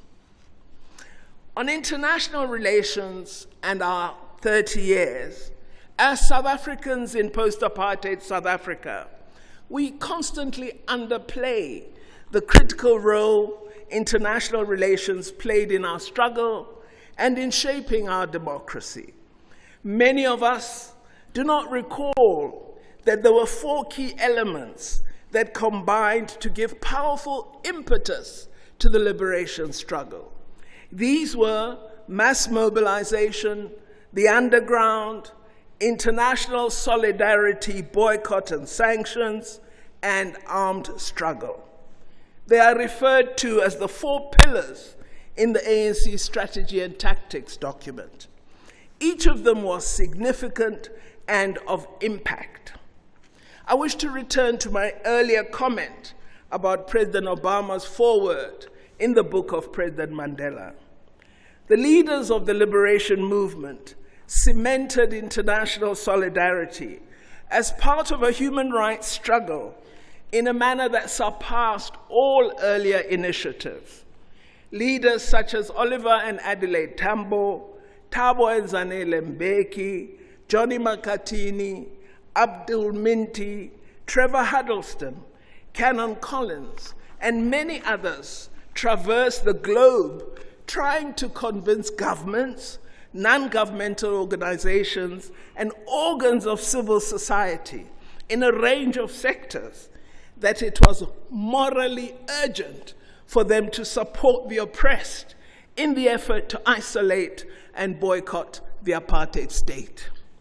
Many governments were not persuaded, but NGOs, faith-based organizations, sports organizations, unions in hundreds of sectors understood the inhumanity and immorality of apartheid and agreed to isolate, boycott, sanction, and divest. Through this, a massive moral, humane movement began that convinced the world that apartheid South Africa was a pariah state, or should I use the word skunk as President Mandela did, and that it is a state that should not play sport, should not enjoy access to international artists, and should in fact be treated as a pariah. This happened through the immense effort to establish the Ubuntu of international solidarity. And through this, a struggle for human rights enjoyed the most innovative, energetic support from the global community of nations. Today, as the world confronts a very toxic geopolitical context and a decline in international progressive morality, we as South Africans cannot ignore our obligation to join in assisting all those who suffer harm and oppression, such as the people of Palestine. And we are so happy an arrest warrant has been approved by the ICC. Our lesson and experience is that when harm is done to others in a set of actions that mirror our own history, we must, as this people, stand ready to honor those who volunteered for us by acting. In addition to these features of our struggle and their continuing influence on our practice, we acknowledge the contribution international rights-based frameworks made to the drafting of our Constitution, the role of the international struggles for gender equality, advances in accountability in systems that had ombudsperson positions, the accountability of auditors general, and the benefits of independent electoral institutions. All these, alongside the incredible support we had from our own Southern Africa and from the Organization of African Unity, have indelibly shaped our democracy. We, of course, as South Africa, have not neglected our obligations to Southern Africa, nor to the African continent. This has been shown in the leadership of all our past apartheid presidents and in the work most recently led by President Ramaphosa in support of the Africa anti-COVID-19 efforts and in securing peace in Mozambique and striving to do so in the Democratic Republic of Congo. We have also not neglected our responsibility as a member of the global community of nations. We are present when disaster relief is required. Our firefighters assist in different parts of the globe. We are an active member of the United Nations organization and contribute well beyond our size in debates and key decisions. Furthermore, we have continued our participation in the historic non-aligned movement and in the G77 plus China. Added to this, we play an important role in BRICS, an emerging voice of increasingly fresh international perspectives, and we may, through this forum, support the emergence of views that will serve as a counterweight to the received orthodoxy that sometimes comes from the North. BRICS is not a perfect forum by any means, but it is an important platform in which South Africa makes a difference.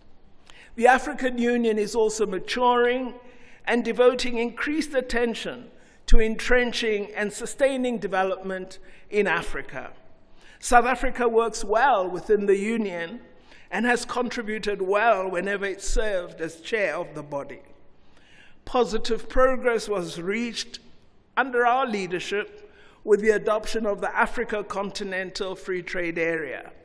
Effective contributions also continue to be made in SADC and in the SACU community.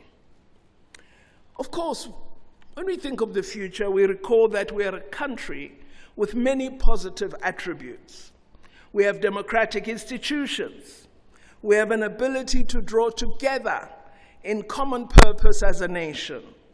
We have abundant mineral resources and a vibrant, large youth population.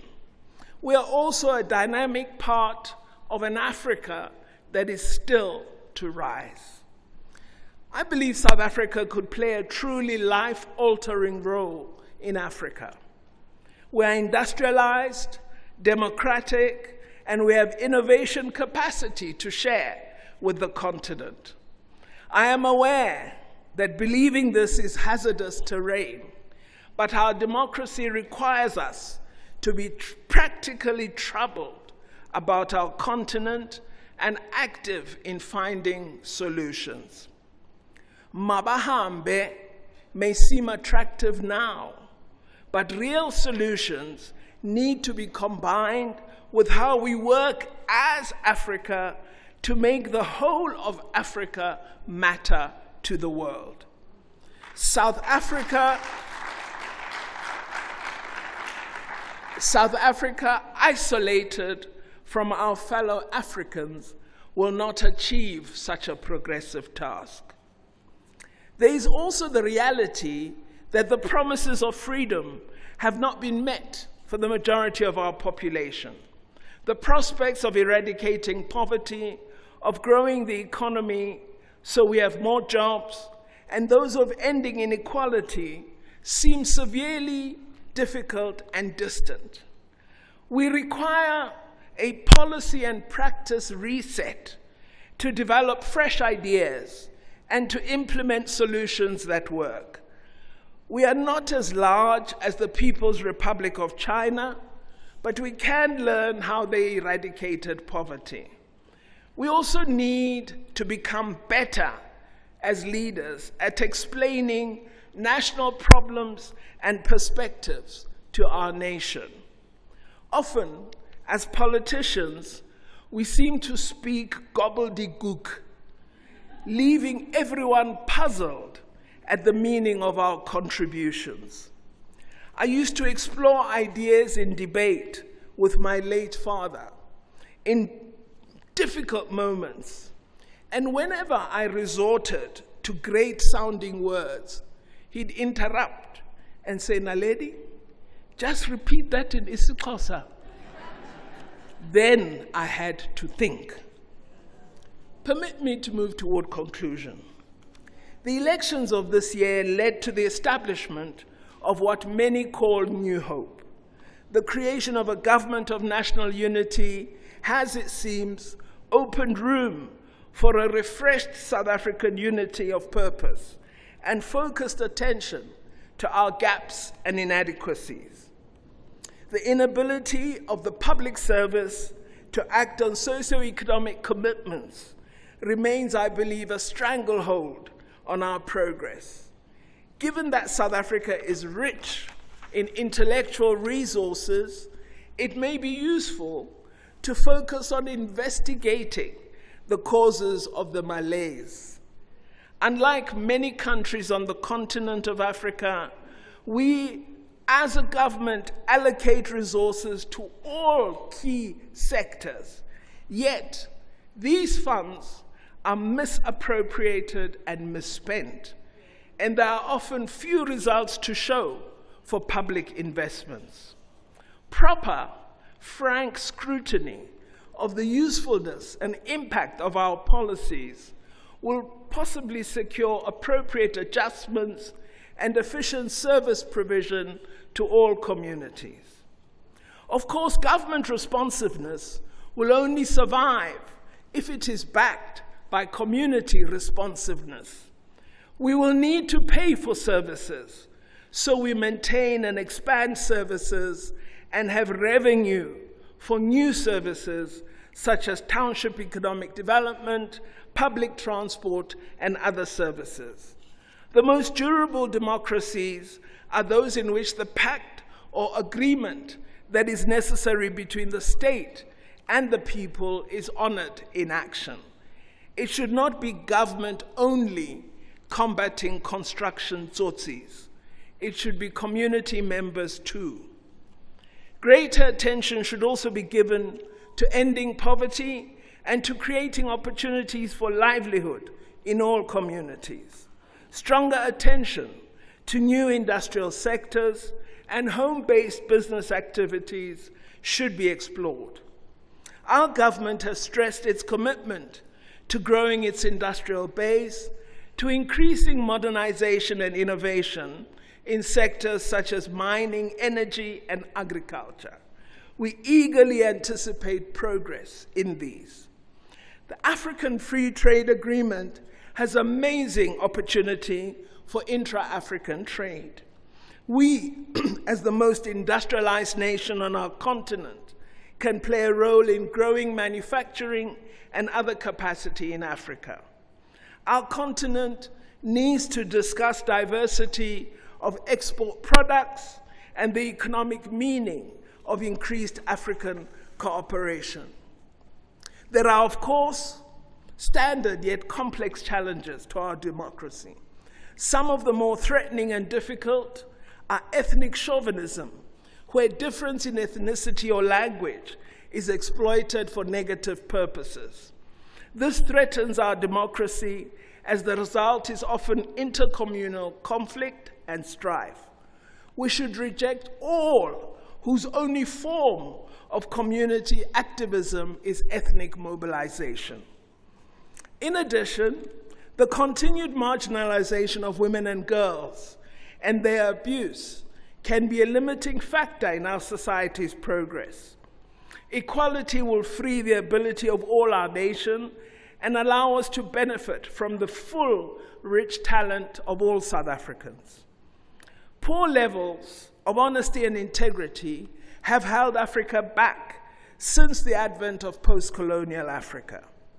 Corruption in South Africa has reached disgraceful levels, and the large number of reported incidents imply that many do not regard dishonesty as a shame. We must be harsher on corruption and must find community-based ways of shunning those who practice corruption. Politicians accused of corruption and who fail to explain satisfactorily must be shunned by communities so that they know that we are intolerant of criminals. This includes gangsters and tsotsis. Corruption is a cancer, and no society that permits its existence can survive. The scourge of crime in our country also needs strong, decisive action by all of us. It is a significant barrier to our development. Despite all these difficult challenges which we have to overcome, we remain a nation of possibilities, a nation poised to achieve the ideals of the Freedom Charter, the ideals of our Constitution, the ideals shown by a Helen Suzman, who had the courage to constantly question, a Mandela who endured, the Sisulus who humbled themselves for our freedom, the Dadus who joined in when they could have been on the sidelines, Dennis Davis who fought for free sport, and those of Caster Semenya who has stood up against the mighty. We, I believe, have the makings of a great country. We have shown this in the first 30 years of our democracy. So let us from today use the next 30 years to build successfully on this promise. And if I have led you to sleep, it is night, so I don't apologize. But all I do is I conclude by thanking each one of you for being here to listen to me. Thank you very much.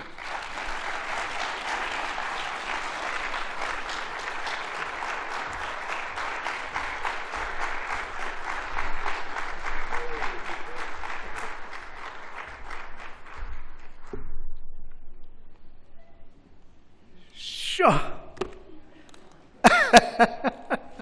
Wow, please give her another round of applause, ladies and gentlemen. Come on, come on. Actually, please, let's all just get up for a second.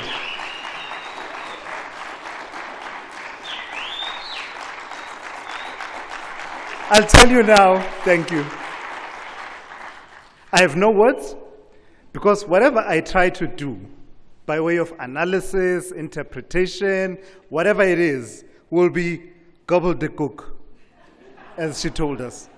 So, we've just witnessed an intellectual gladiator in the arena, and it was just too beautiful. What manner of intellectual incision, moral charge, and challenge to our consciences was that? It was absolutely beautiful. I envy my colleagues who are going to be on air after this. You guys have just, I mean, it's been laid out for you. It's going to be spectacular. And I envy my colleague and sister, Kathy Mohlahlana, who is coming up next to moderate a panel discussion. And in my excitement, I'm going to call up Kathy. Kathy will be joined by a panel that includes, if I can find my way here, Dr. Mbongiseni Buthelezi, the CEO of the Nelson Mandela Foundation, Dr. Philani Mthembu, the Executive Director at the Institute for Global Dialogue, as well as Ms. Shweshwe Qu, who is from the Media Diversity and Development Agency. Please come to the stage. Thanks, Kathy.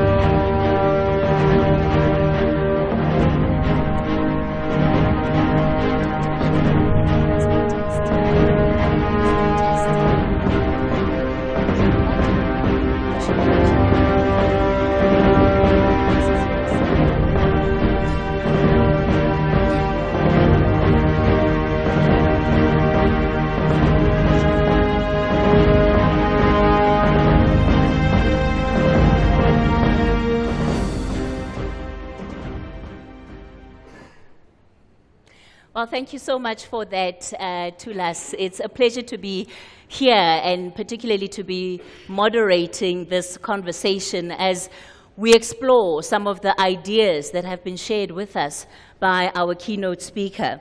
Of course, it's not just us in the room. We've got many of our dedicated and loyal SAfm listeners that are tuned in onto the radio as we speak, and you are absolutely part of the conversation. So I'm encouraging you, please send through your messages, your voice notes. We're going to be more than happy to play them. Tulas is going to be facilitating that Q&A session that runs through the questions that are coming forth from our listeners once we're done with this discussion. So please continue to be part of the conversation. I won't introduce our guests because that has already been done.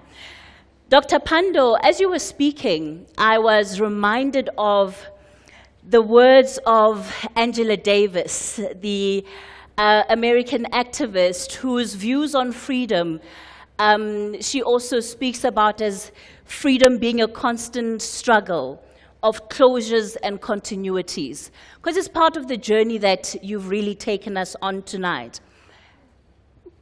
Many people looked at 1994 as the moment that we needed to aspire to. All we have to do is get to 1994 and everything is going to be okay. Letambulu speaks about or sings about not yet Uhuru. And there are many South Africans today who feel that it is not yet Uhuru. But that was the promise of 1994. I want you to reflect on that a little bit for me, because if freedom is a constant struggle, what then does 1994 mean for us today, who are still very much caught up in that struggle, rather than realizing that full democratic dividend? Well, I think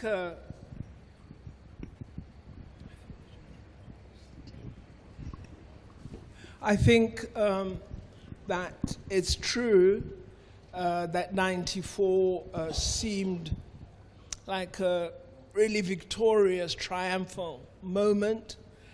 And I don't wish to diminish that importance. It was an important moment for us.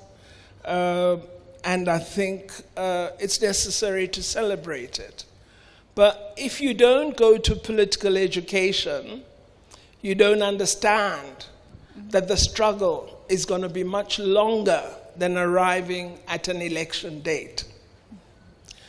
I mean, you even have to think about the process that we went through with the negotiations. It wasn't easy. It's a very difficult process. And I'm sure even now, as we enjoy freedom today, that agents provocateurs among us who are making sure that we're not as successful as we would wish to be. The struggle for full emancipation of formerly colonized and oppressed peoples is a long-term initiative. You would see, many millions than ourselves in the United States of America who are indigenous or black. They have not made the advances they might have anticipated. So there's much that we need to do. There's a great deal of self-liberation that we need to attend to. I think there are also attributes that emanate from having been oppressed that hold back a community or even an individual. Because a particular type of consciousness takes hold of one and affects how we view ourselves and the opportunities available in society. And we almost self-define as being unable. And I think it takes time to overcome that. I mean, people like Walter Rodney have written about these things, and other sociologists. So I do think that, you do have the difficulty that change, sociological change, takes very, very long, that it can be impacted upon by negative political intervention. So you're grappling with all of that, and I think we are working hard at it. And I think even, the awfulness, despite our mari, we have made progress. Dr. Pilani, many people look at the view that says democracy or freedom is a long-term pursuit that a democracy enables. Yet there are those who see it as a cop-out, as a way out, as a way to justify the immediate. So service delivery is not going great, but don't complain because you can call on the radio and complain about it. I don't have water, I don't have a house, but if you call onto a radio station in another country and speak bad about the president, you end up in jail. So count your blessings, South Africans. Reflect on that for me.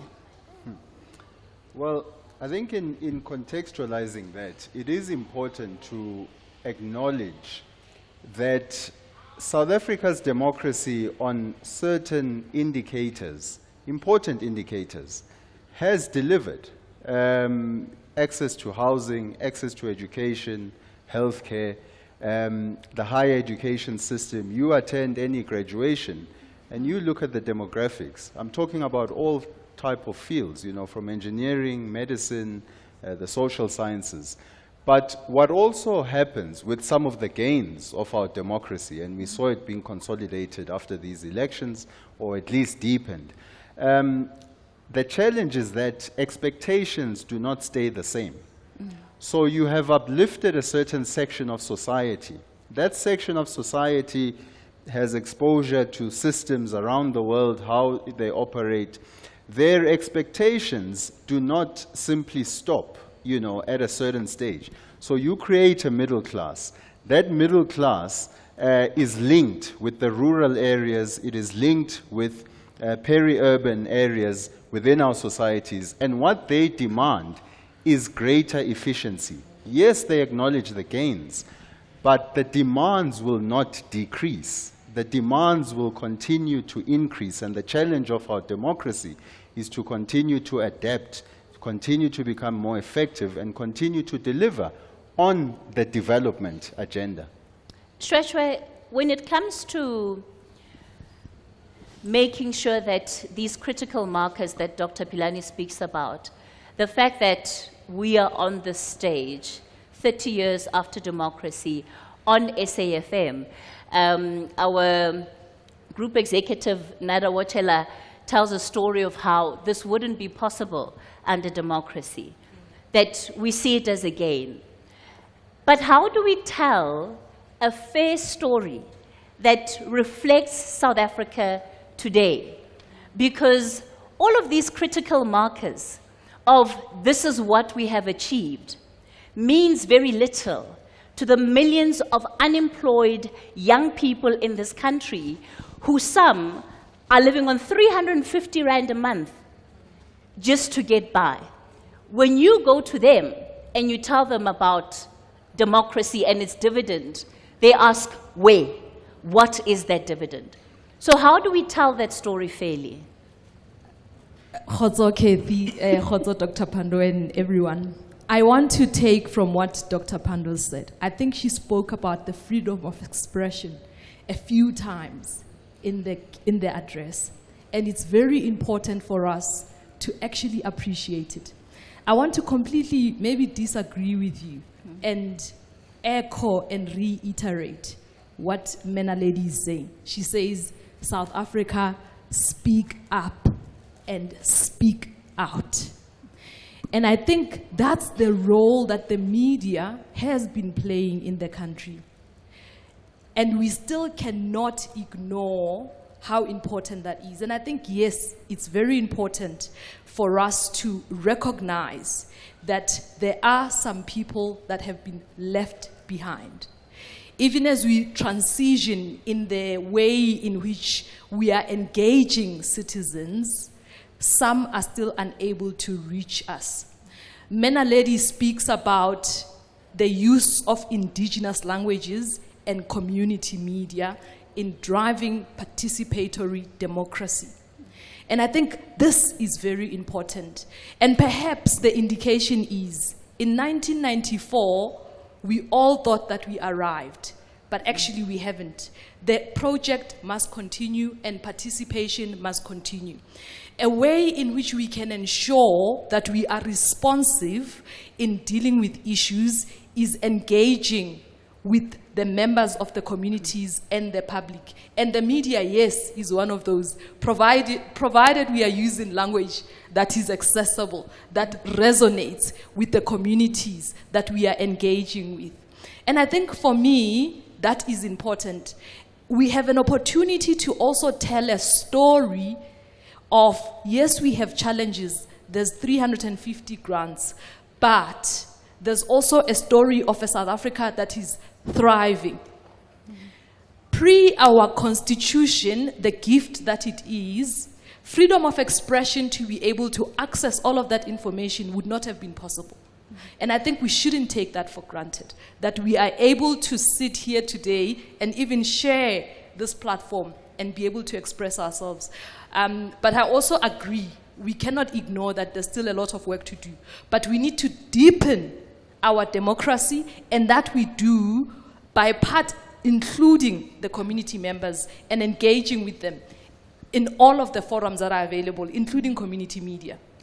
Dr. Buthelezi, one of the things that was highlighted by Dr. Pandor is the role of institutions, democratic institutions, not only in the protection of our democracy, but also in fostering a culture of openness and a culture of transparency. When you look at the role that institutions have played for South Africa today, you have many NGOs that are talking about being defunded, that face risk of closure. One gets the sense that sometimes there isn't a full appreciation for the role that these voices play in actually being the watchmen over our democracy. Thank you, Kathy. Maybe when we talk about institutions, I want to maybe talk about two sets of institutions. Yeah. One is there are state institutions like Chapter 9s that have played a crucial role in building, in deepening our democracy. And here I'm going to single out the example that we've used constantly in the work that I've been doing in the past, in the anti-corruption movement, etc. The public protector has played a critical role in holding a line that actually saved us, I think, from the worst excesses of corruption that we could have experienced in South Africa in the last 10, 15 years. But I want to also then come to institutions of civil society, which is the work I've been involved in for the last 15, 20 years. And they, again, distinguish between two sets of institutions and think about perhaps how they might go forward in helping us to protect and deepen our democracy. On one hand, I think the NGOs you're talking about are NGOs that have played a critical role in filling capacity gaps where the state cannot reach. And the state needs those kinds of institutions because the state cannot be everywhere and everything to everybody. It needs to work in partnership with civil society in order to deliver services, to deliver social services, to deliver health. And those gaps need to be filled. Some of those institutions, as you say, have been defunded because the state is facing a critical fiscal crisis, actually.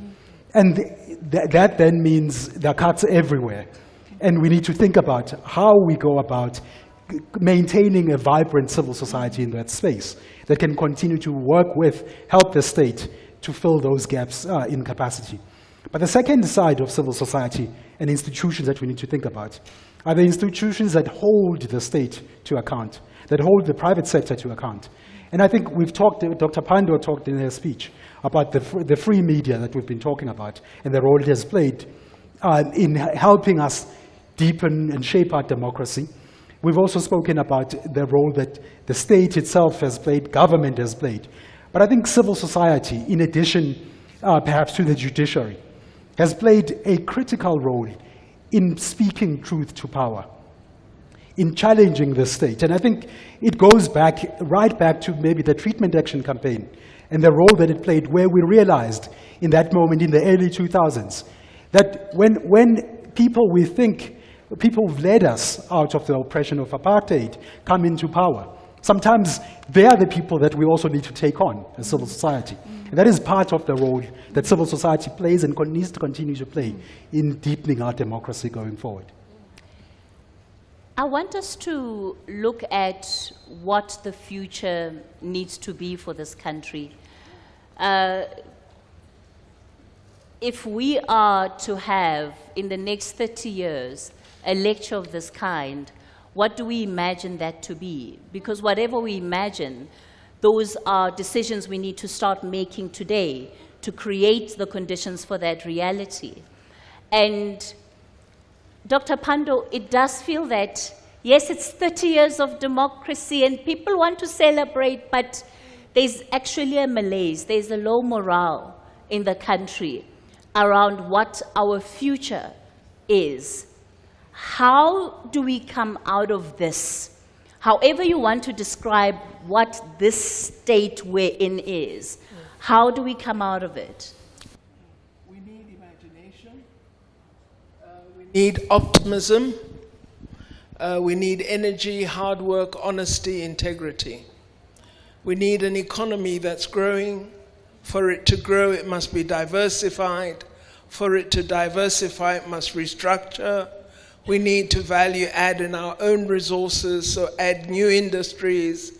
So we've got to act on all the things we've been talking about. I think what causes the malaise is that we hear all these great ideas, but we don't see the action. And I come back to the point I made earlier. We have significant intellectual resources in this country. We have universities that rank among the best in the world. We should use them to investigate what's the actual problem. What is holding us back? It may very well be us. We also need, with the young people you referred to examine what we're graduating in. What are the disciplines? Shouldn't we be looking at more artisans? Haven't we focused too much on academic education? Shouldn't we adjust and help our people to understand that actually technical people are of economic value? Draftspersons, people who are mechanics, electricians, tiles, this. So change the way we view being clever. We think to be clever, as I did, is to have a PhD. No. To be clever is to be a successful entrepreneur. To be clever is to be a plumber who has a job every day. And to talk of anger, I'm really cross about these electricity meters. I don't understand what they're talking about. They put these meters in my house, and now I'm going around in my neighborhood asking my neighbor, is my meter okay? Am I going to have a problem on Sunday?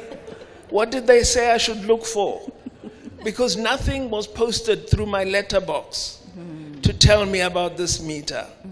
So I am troubled about how we engage with information and how we communicate to our nation. I just happened to listen to Tula Sizwe's program, and somewhere in between, I heard somebody saying, you have 4 days to make sure you've got the right meter. And I thought, yo, is my meter okay?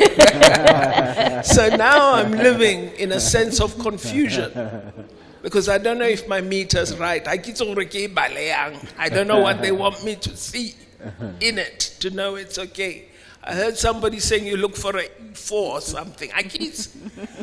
So if we communicate like that, we render ourselves unpopular and bewildering for the nation.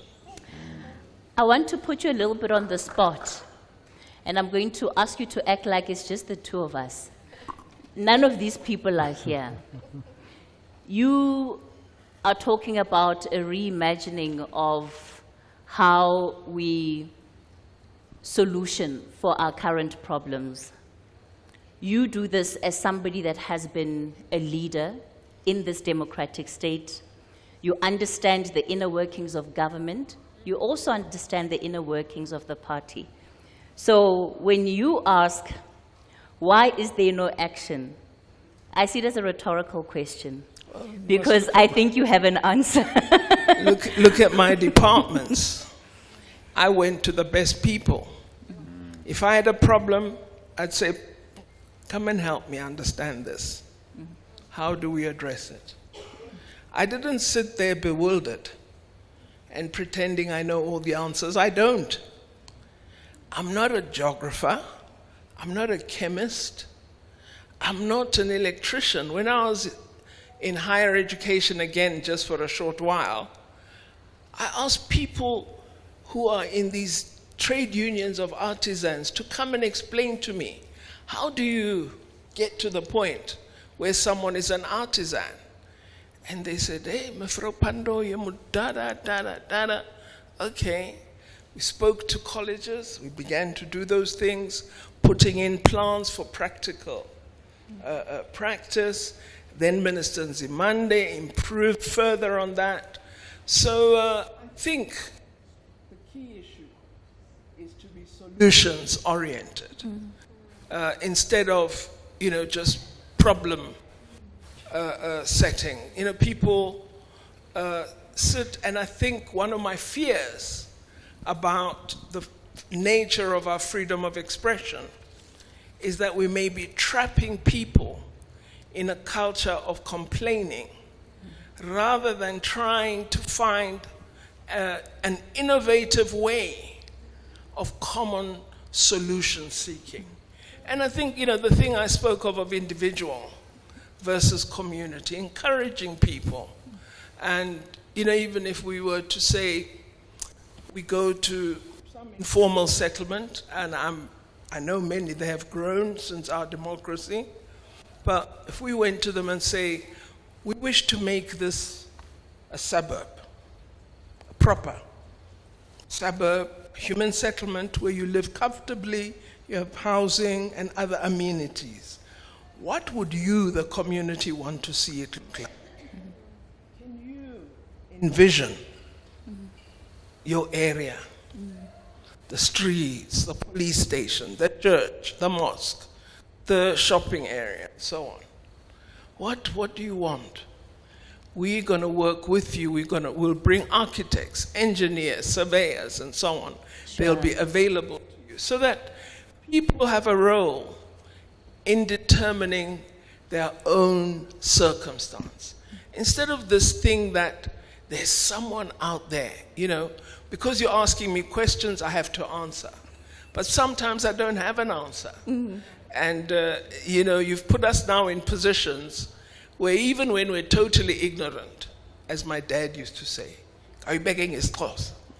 Even when we are ignorant, we try to pretend that we have an answer. And I think we need to move away from that and begin to think of problem resolution in a different way. Philani, thank you. Thank you for that honest answer. How do we get out of this cycle that we're in? Well, first, you mentioned also, looking into the future. That future is being determined now. It's being determined, by young people. It's also being determined by the lessons we are learning from previous generations. What we would want to see, at least in that future, is certainly a reimagining of our democracy, a re-energizing of our democracy. Some of the feeling of discontent is essentially a disillusionment, particularly from a particular generation that have experienced democracy in a certain way. If you look at the older demographics, they are more engaged in the formal political institutions, voting, attending community meetings, and so forth. But participation amongst younger people is less. Not that they are not participating. They're participating through their own channels and so forth. But we do need to look at it as a warning sign. When voter registration, voter participation amongst younger people declines, it is a warning sign to our democratic institutions. And we need to find ways of reimagining and re-energizing, especially that segment that is shaping, our future. And that is going to be one of the key, challenges moving forward. Shweshwe, I'll ask the same question, but perhaps bring in the issue of disconnectedness. It's something that we hear about often. In fact, Dr. Pando's organization describes it as social distancing between the leaders and the people. And it's really to describe that disconnectedness that exists in our society today. How do we rebuild connections between people, institutions, between people, and this democracy, that people realize that they are actors in this democracy, that they have agency, that they can do things and they can work this democracy out for their benefit. Yeah, I think, Kathy, perhaps our challenge is that we have overemphasized the they and them, and then there's us on this side. And where we have no one vision and aspiration as a nation to build towards, our differences have become important and have become a way in which we are rallying among ourselves for what we believe, which is often not the same as what everybody wants. We have organizations that focus on one issue in the country, and they will mobilize against that one issue, and we will give them the voices and the platform as the media.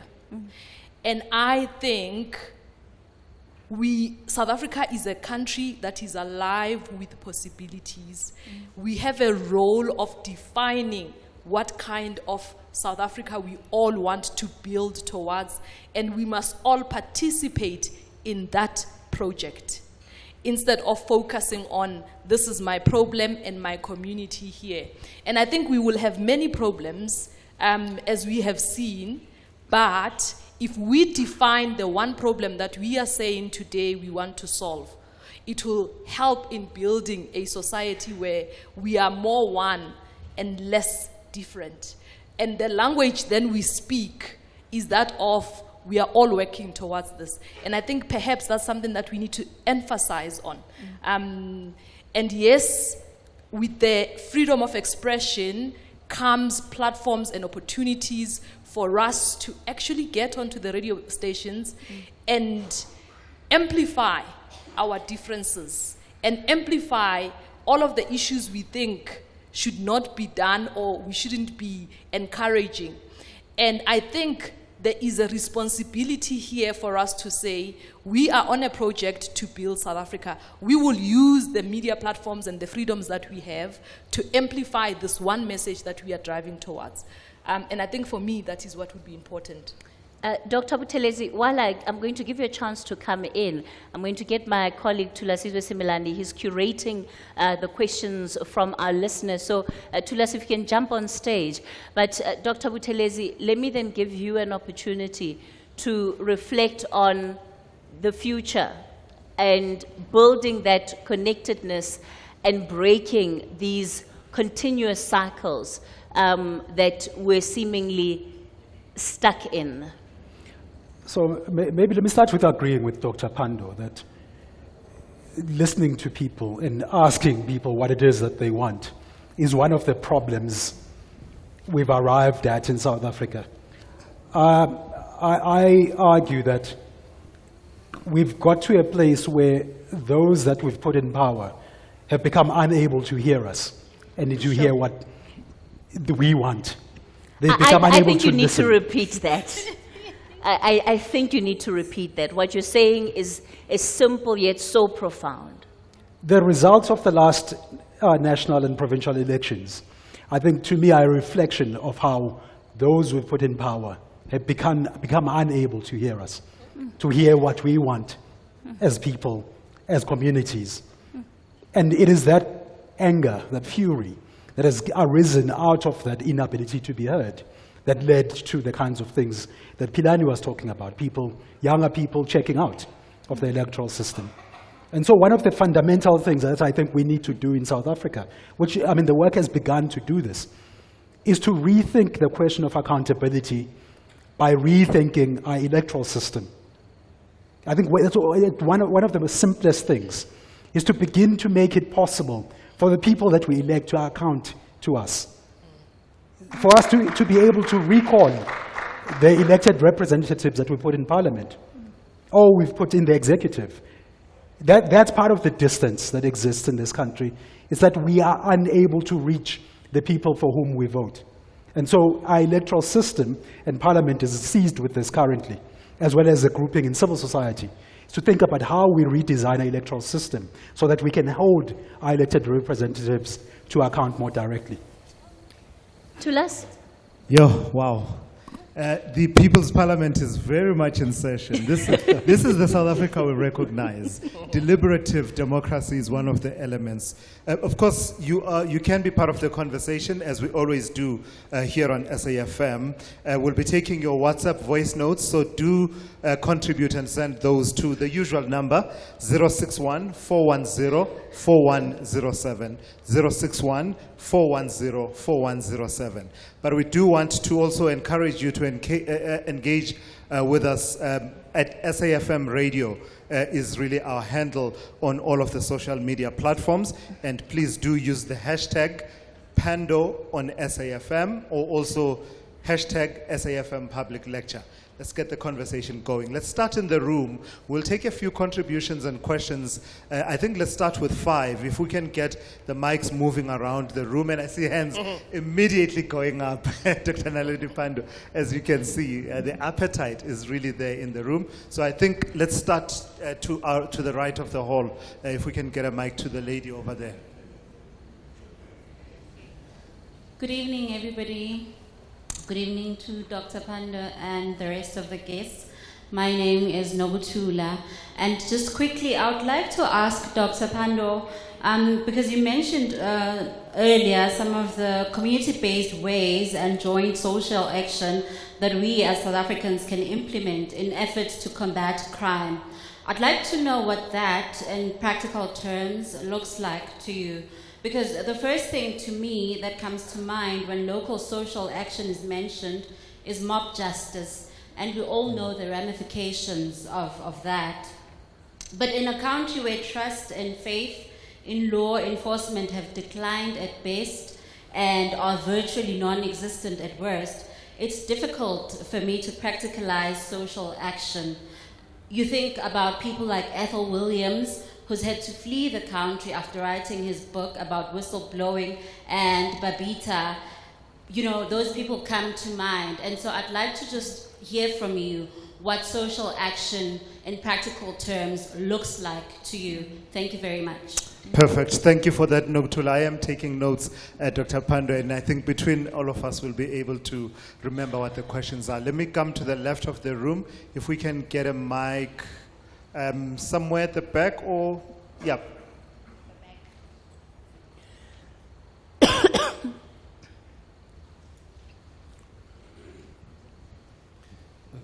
Thank you, Tula Sizwe.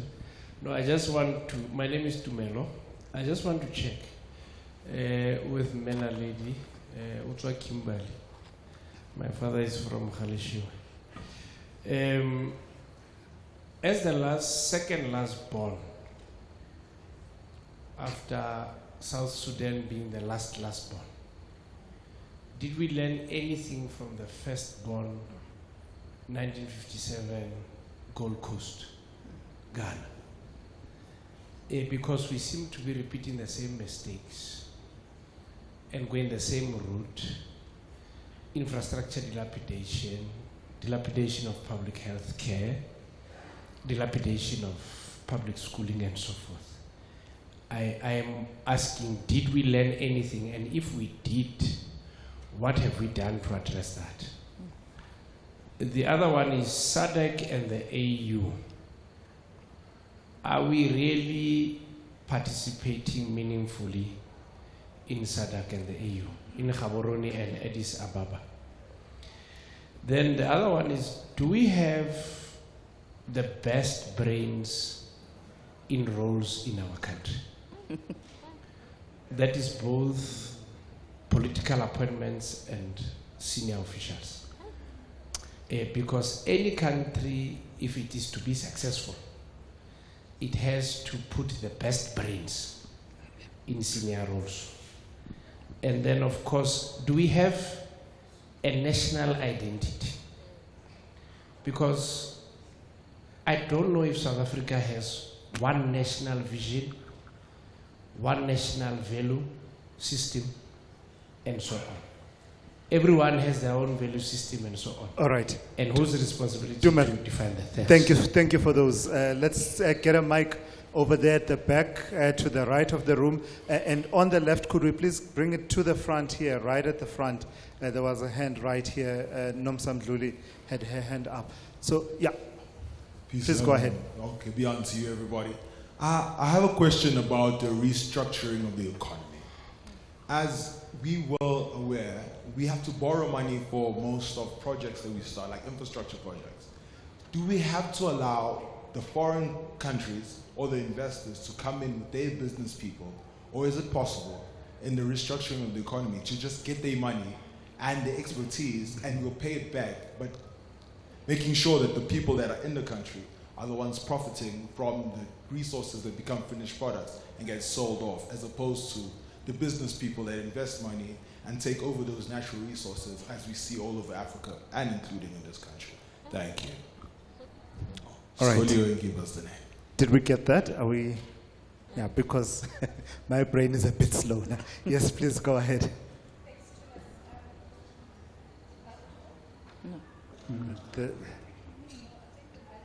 There's a bit of a challenge. We'll come back to you in a moment. Let's try and get a mic to you. In the meantime, we can take another question to the right of the room. Good evening and thank you. My name is Mukesh. Just your comments, Dr. Naledi, on the ICC warrant of arrest for Netanyahu, please. Perfect. Thank you for that. And Nomsa, do you have a mic now? No, still don't. Okay, let's please get one to her quickly. There's a very important point that Kathy touched on young people. You know, although we are in a democratic dispensation, I actually want to add on a question that you asked, that being somebody who actually works with young people, I teach them. And my heart actually grieves for them, because although some of us were born in the 80s and the 70s, grew up under the Mbeki kind of economy and were Tinswalos, I grieve for this generation, the post-94. And I feel that we have failed them. Yes, we are in a democratic dispensation, but every time I look at their eyes, I see young people with fears in terms of, when I finish varsity, am I going to get a job? We expect young people to innovate and to be creative, but how are they supposed to be when they're still battling with bread and butter issues, when their lives were supposed to be so much better than ours? But at the same time, the responsibility does not lie with government alone. A lot of us who are in this room are decision makers. We own businesses, we are bosses, and we have to be intentional. We owe it to this generation to actually show up for them. Life is no better for them. It was better for us, you know, who grew up at that time. But I think we need to pull up our socks and really be intentional about empowering them. Thank you for that. One last one before we get a response from Dr. Pando and the other panelists. No, thank you very much, Tulas. And my name is Wilson Magwanda. And I think, let me start by appreciating Dr. Pando and the contribution that she has made in this country and all the sacrifices. I had written a whole lot of questions. But then I had one of the panelists saying that our leaders are unreachable, they are not hearing what we want. And I asked myself, do we really know what we want as a country? Some couple of years ago, or months ago, we were fighting about the Zamazamas and how they are terrorizing our communities and doing all these manner of things. And just now, all of us are up in arms saying government must assist them, and notwithstanding their right to life and all of that. Now that makes me wonder whether we know what we want. Some couple of years before the end of, I think, of the fifth administration, we were all up in arms, save South Africa, Zuma has captured the country and all of that. And now he forms MK, we all go and vote for him. So I ask myself again, What do we want? You know, if you, just the last one, if you drive towards Wheatbank, as you go through the township from Pretoria, the N4, there's a big wall there. People were up in arms saying cars are killing our children. Our children are walking through the N4 and all of that. Government builds a wall. We break it, we jump to the N4 again. So I ask again, I think it's Dr. Buteles, what do we want? Do we know really what do we want? Thank you very much. Yeah, so there you have it. And by the way, Kathy, I've always wanted to have a modicum of power. By decree, the 9 o'clock news is off, and we can proceed with the conversation. So let's get responses to the questions that have come through.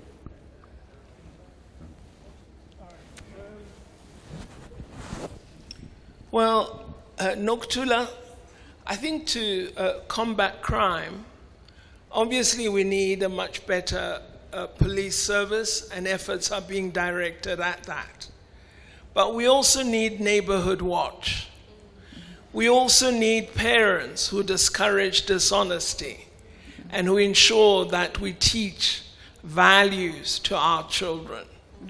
Because a lot of the crime is committed by people we know. So there's a role for all of us to play. I think part of our dilemma is othering. It's always someone else. And it's a problem we have to address as a society. And I think part of it is visualizing something better. But as a person who did history as one of my majors for my junior degree, I know social change doesn't take 10 years, doesn't take 20, doesn't take 30, it could be a millennia. And that is a challenge to all of us. We are not going to see everything that we wish to see in quite a long time, because the damage wrought by our history is significant. The opportunities of our democracy are there, but it's impossible for just some single government to do what needs to be done. It's an all-society effort. If all of us, the 60 million of us, woke up every day and said, I did something positive today when we go to bed, maybe we'll begin to see that shift. But as long as we continue with the levels of finger pointing, and I'm not saying by any means that there isn't the harm that I've referred to of disgusting dishonesty. And just on the leaders not hearing, I think this is true. But what is interesting about South Africa is that in all our prescripts, we have provisions for accountability.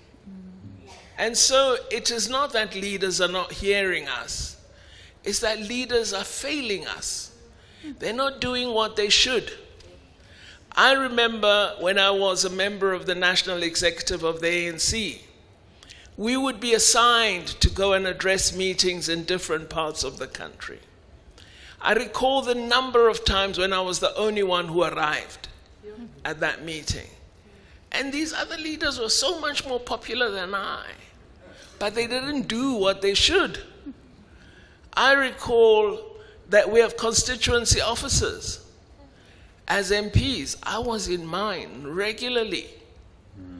So some of us do what we should, others don't. And it is those that I'm saying we need to begin to shun, because we've become careless at showing displeasure.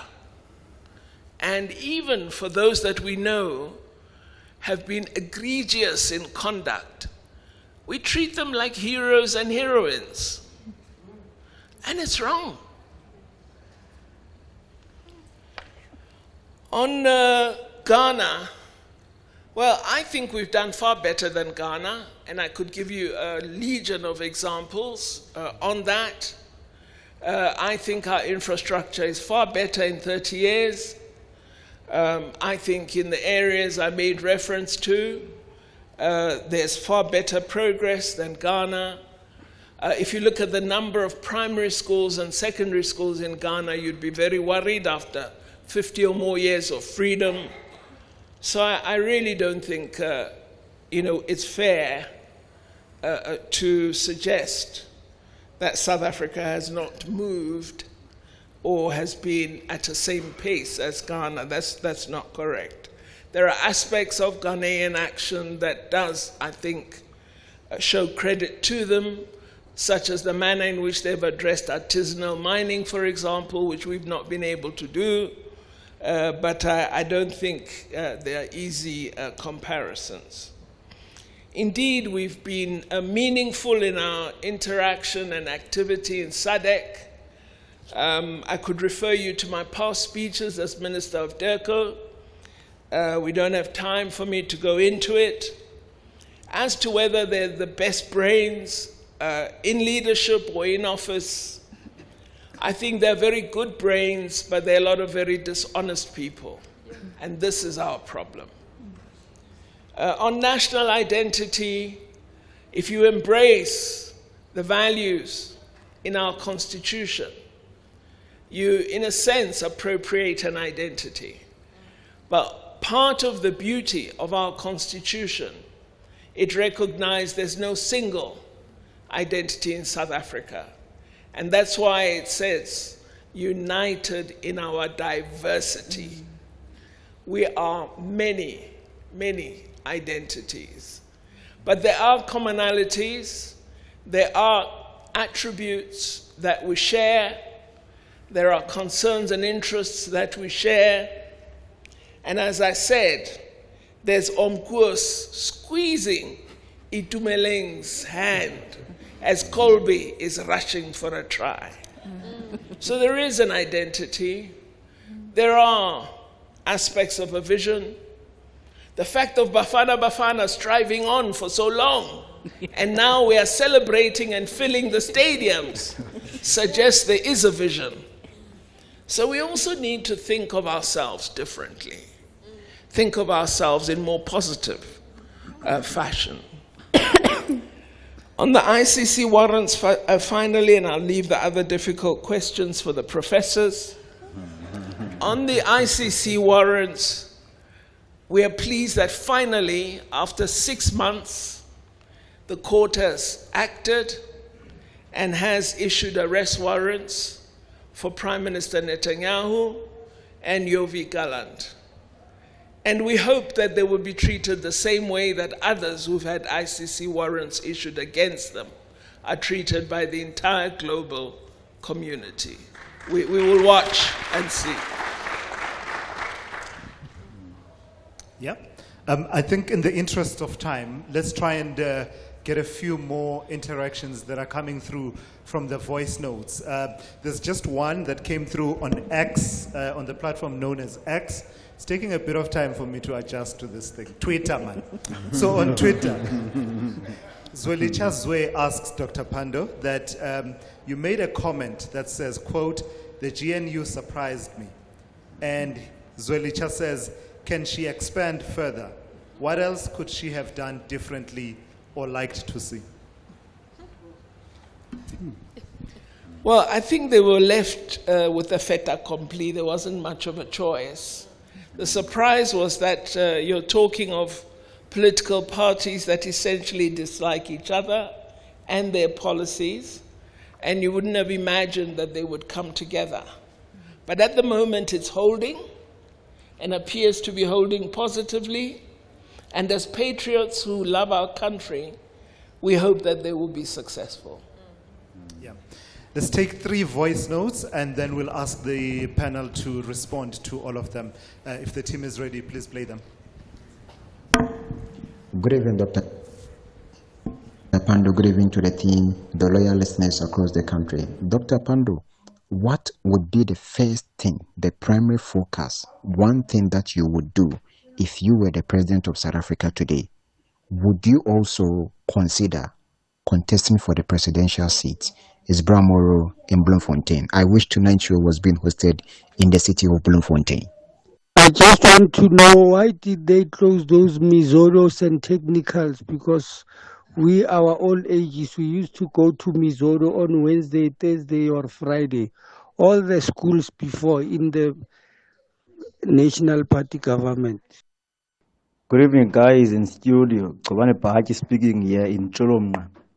Mine is very simple. It's been 30 years of talk shop. Now, when can we expect the services? Because they've been talking every day. When can we expect the actual service? Thank you. A nice mix there of the questions, and I think, Dr. Pando, there are those that you you can evade, but there are those that are strictly designed and curated for you.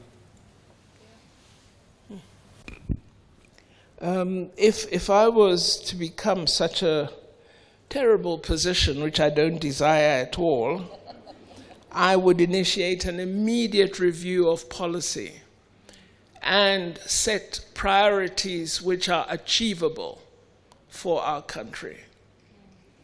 Because I think we try to do too many things, and I think our laws are extremely complicated, and what they do is they contradict each other rather than act as a coherent set of frameworks.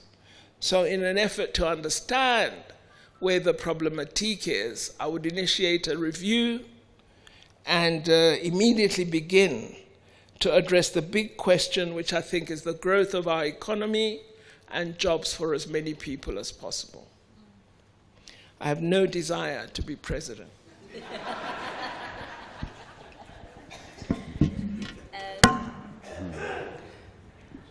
That was as clear an answer as you can get. She's acted as president, so she's tasted it. So I don't know if any of the other panelists, there's been, a nice mix, a nice variety that has come through. Some of the questions even from the room that you can pick up. There was the issue about the youth and showing up for the youth, if anyone wants to tackle that. Yeah. Please do. I'll take that, Tulas. I think that we cannot afford to abandon the democratic project. We cannot be too tired to want to work towards building a better South Africa for all of us. It should be something that is encouraging that we have an opportunity to do that. And I think we can't also leave young people along the way. So it's a responsibility that I think I challenge NOMSA and everyone else to take up. Have you taken along a young person and given them an opportunity to grow? And I think that's the part of what a participatory democracy also speaks to, which is guaranteed also in the Constitution of the Republic. That's what I would say to the issues around young people. Yeah, and I don't know if the other, it's a panel of doctors here. Any of the other doctors want to tackle the issue of the talk shop? We've been talking. Well, let me just start with just emphasizing a certain point, which stems from, the role of youth. So the voter turnout has declined from 89.3% in 1999. That's when I first voted. And I remember I was excited to go and vote, for my first time. Now, in 2024, it was at an all-time low of 58.6%. And of the registered voter population of 27.7 million people, only 16.2 million cast their ballots. So that tells us we need to revive these systems that we have created. And we need to find innovative ways to ensure that we are not failing young people, as one of the people in the audience has alluded to. And the key thing there is a restructuring of the economy. It's not that the story of our democracy is a negative story. I don't think it's a negative story in the last 30 years. It's not necessarily just a talk shop. But if the economy is not growing faster than the population growth, then despite the fact that you are improving lives of a certain segment of society, still the tide is growing in terms of those that are being left behind. And if we remain a highly unequal society, those are the type of questions, I think, that are for us in the next 30 years, so that when we reflect in the next 30 years, we look at the first period as having established the institutions, having established the democratic freedoms that we celebrate today, but then the next 30 years of really being an intentional, transformative process of restructuring, this economy. Yeah, I'm going to respond to one question from Tumelo. Do we have the best brains in roles in our society? And I think I want to just again talk about the state in particular. I think we've seen a decline in the state in that there was a phase when some of the best people left the state, were recruited by private sector organizations in the so-called state capture years. And so there's work that we need to do, and I think to some extent this work is being done by the National School of Government to rebuild the public service as one of the employers of choice. There was a time when young people out of, with their BCom degrees, wanted to go and work for the National Treasury. If they had a choice between going and working in the private sector and doing national duty, working for the National Treasury, they chose the National Treasury. But I think some of what has happened in the last decade, in the last 15 years, has made the state not an employer of choice. And so people would rather go and work in the private sector. So there's work that we need to do to make attractive working national service attractive again, by working in the public sector. Local government, Dr. Pando talked about the malaise in local government. That's one of the worst places in the research that I've been involved in my last role at the Public Affairs Research Institute. It's one of the worst places people thought they could work in government because of the way in which it has become captured by self-interested networks, it's become corrupt, and people who work in those places are put under severe political pressure to do nefarious things. And that's the work we need to do to rebuild the state by also rebuilding, I think, our political culture in the country. Yeah. Our political culture is what has led us into this malaise, and we need to do something to rebuild that. Yeah. And that requires you and me to stand up and to be active in our neighborhoods, in our churches, in our mosques, etc., to actually stand up and be counted to do something to change the trajectory of the country. Thank you for that. Yeah. Dr. Pando, Kathy, and esteemed panelists, part of the advantage of the state we live in is that there's a dispersal of power. Not all power rests on me, otherwise I was about to be very dictatorial in my approach to things. So someone has leaned on me that we just take 2 more questions from the floor. Just 2, and then we'll close it up. So if we can quickly get a mic to the lady this side and a mic to the back on the left. Unfortunately, even in this democracy, there are limits.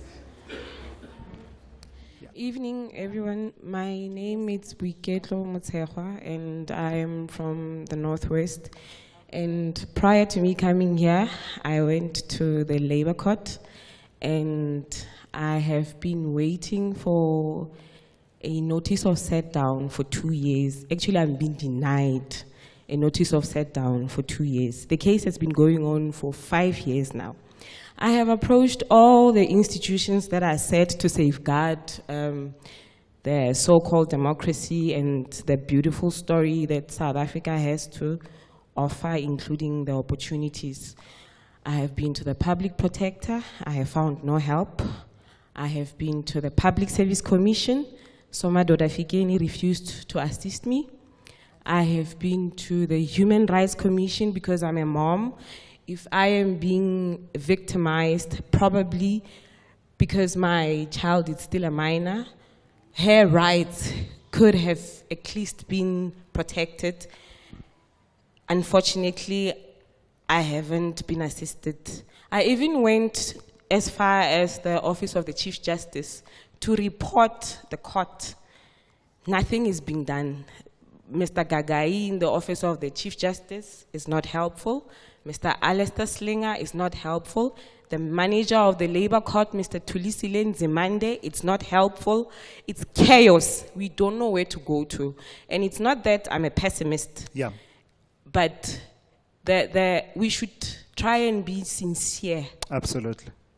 Thank you. Appreciate that, Boiketlo. A pertinent question. As we take the last question, I'm going to ask the National School of the Arts to start making their way to the front to render their last performance for the evening. Let's take the last question. The lady at the, yeah, okay. All right, thank you.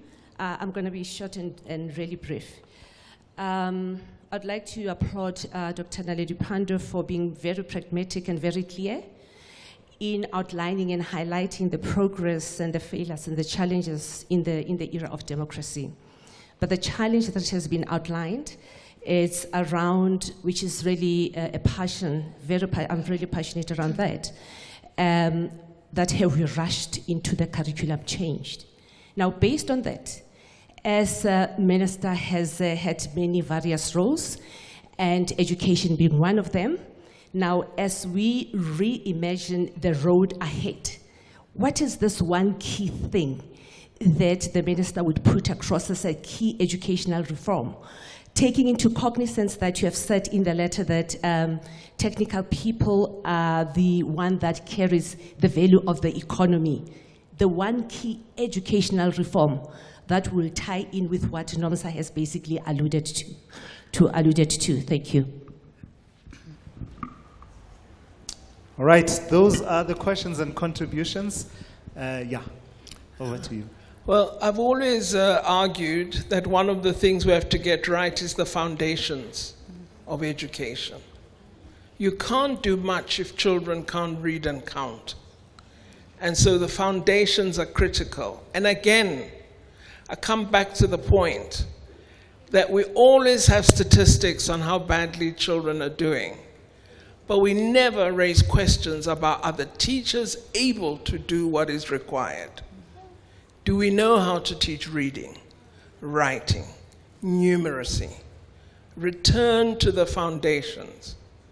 It's really, really important, because the worst thing and the frustration of young people is not just the lack of employment.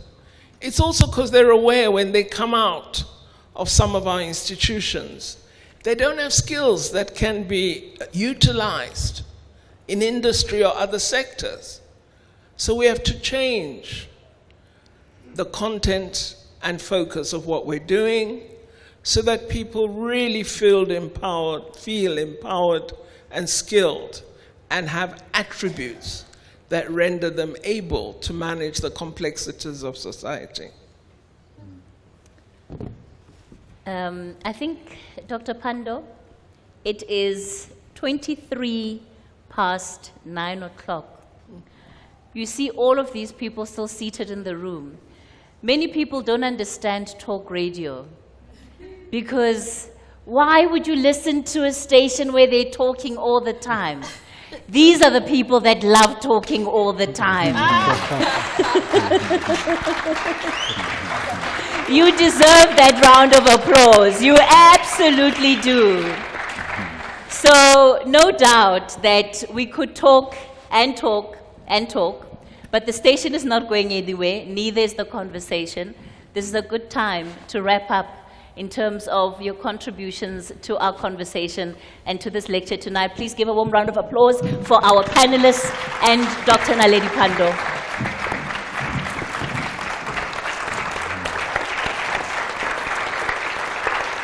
Thank you very much. Thank you. If we could have the National School of the Arts to just come to the front to render an item for us. We are drawing towards the close of today's proceedings. It's been absolutely fantastic. And in the next few minutes, we will just dispense with a few more formalities before we call it a night. And on that note, I'm going to ask Ms. Nada Wochela, our group executive at SABC Radio, to be on standby immediately after this performance by the National School of the Arts.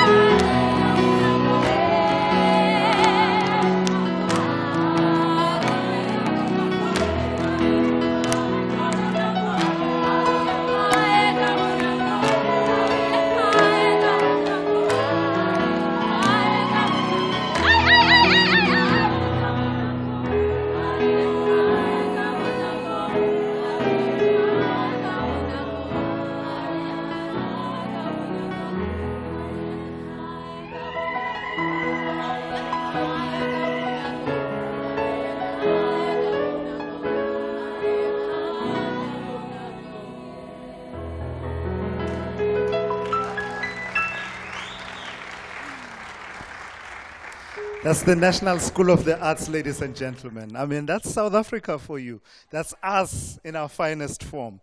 Let me ask our group executive for SABC Radio, Nada Wochela, to please come through and give us some closing remarks, please.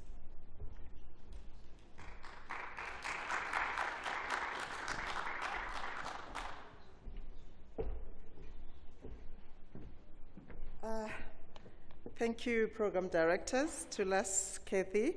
Our guest of honor, Dr. Naledi Pandor, SABC board members present here, led by Ms. Patiswa Makopeni, CEO of Nelson Mandela Foundation, Dr. Mbongiseni Buthelezi, CEO of MDDA, Ms. Shweshwe Qhu, Executive Director at the Institute of Global Dialogue, Dr. Pilani Mthembu, captains of industry, distinguished guests, ladies and gentlemen, not forgetting the listeners who are tuning in from home and all over the country and beyond our borders, I greet you all this evening.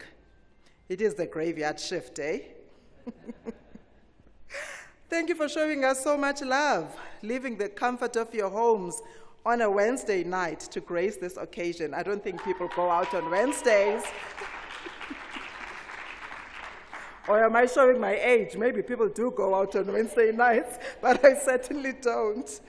Dr. Pandor, we are truly inspired and full of gratitude for the grace that you have shown us by accepting our invitation and for working with our team, ensuring that this event is a success. Thank you for imparting not only your wisdom and profound insights, but for instilling hope and a sense of purpose wherever you go.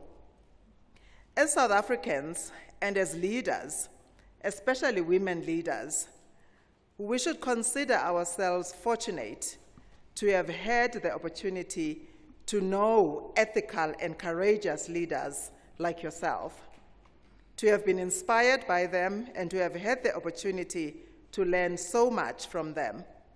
I'm from the Eastern Cape, so amaXhosa athi unendlebe nje unetyala. Uphatiswa can translate that for you. I actually made a mental note in the holding room when Patiswa asked you a question. She asked, ma'am, you embarked on your PhD journey and you completed it while you were in public office. How did you do it? And I'm sure it's a question in everyone's mind. And you answered it by saying that you did not sleep for 4 years. You had told yourself that you're not going to sleep for 3, but it went on to 4, so you did not sleep for 4 years.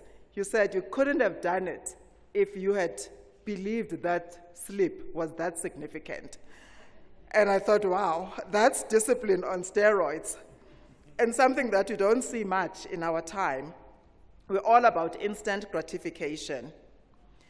By accepting our invitation, you have set us on a good path to attract the best and most inspirational leaders of our country to also come and embrace this platform and use it to make their own contribution to building a better South Africa and to protect our hard-earned democracy. You have set the bar quite high.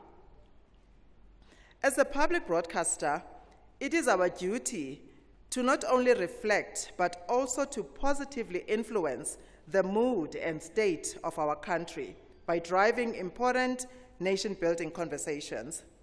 It is for this reason that we launched this public lecture series last year, and were quite pleased by the interest demonstrated by our audiences and stakeholders alike. It gives us great comfort to see that through the platforms that we create, South Africans are fully engaged and interested in participating in the national discourse. They remind us every day of the damage that corruption has inflicted in their communities and how eager they are to see change. This is exactly what makes the men and women who work at our radio stations, including our newsrooms throughout the country, so important and something that must be protected at all costs, our freedom of expression. I would like to thank the SAfm team, led by Tony Soglo, for coming up with this great initiative and working diligently to ensure that it becomes a success. I see also Radio 2000 is here. They do say that teamwork makes dream work, so thank you, team, for supporting your sister station. To the audience, both here and at home, your views are quite important to us, so please feel free to contact us with your thoughts and suggestions. I'm sure that you'll be able to download Dr. Pando's address and listen to it at your own leisure. Those are the joys of the digital world that Patiswa referred to earlier. Ladies and gentlemen, once again, thank you for your support. Have a great evening and be safe on the roads out there. Till we meet again. Thank you, Nada. If I can ask you, if I can before ask you to forget. remain on, yeah. Oh, okay. I remembered. There is a small token of appreciation that the team has prepared for Dr. Pando and other guests. Yeah, so So if we Tim, could you have will Johan guide and me. Patiswa join on the stage, and Dr. Pando, please come through as well for the gift and token of appreciation.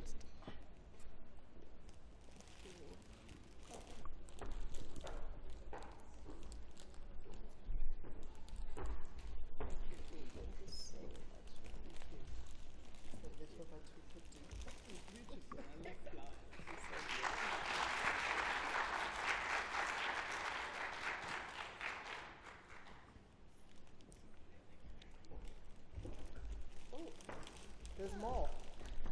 Hey, I have a feeling that this should be happening somewhere here in the center. I don't know. Maybe this is me. here, hey? Maybe this is me now exercising that instinct to be a dictator. Thank you.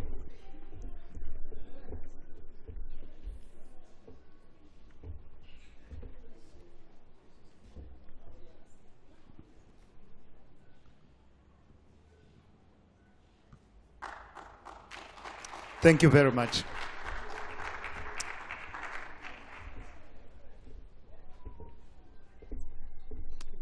Thank you. For this part, I'm going to ask Tony Soglo to come on stage. Tony will be joined by Randy as well as Andy, the SAfm leadership, to just hand over a token of appreciation to the discussants. So if I can ask our discussants to return to the stage. And of course, we'll also ask a representative of the National School of the Arts to come through. We have something small for you as well. Thank you very much, Chula Sizwe. Very good evening. Yeah, it's really the graveyard shift. We're almost there. But I'd like to thank everyone for remaining for this very, very intellectually benefiting night that we've had tonight. Please allow me to extend a word of gratitude to our two SAfm talent, our presenters, starting off with Mr. Tula Sizwe over here, who has done a great job. Let's give him a round of applause. I think he's done a great job tonight. If I can hand over the certificate to him.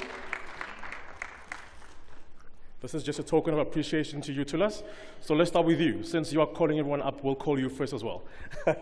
Here's a certificate to you. Thank you.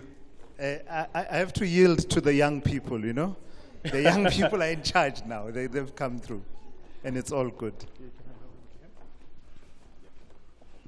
And of course, our Beyonce. We call her our Beyonce. Look, Kathy, please, that's our Beyonce right there. Let's get Kathy.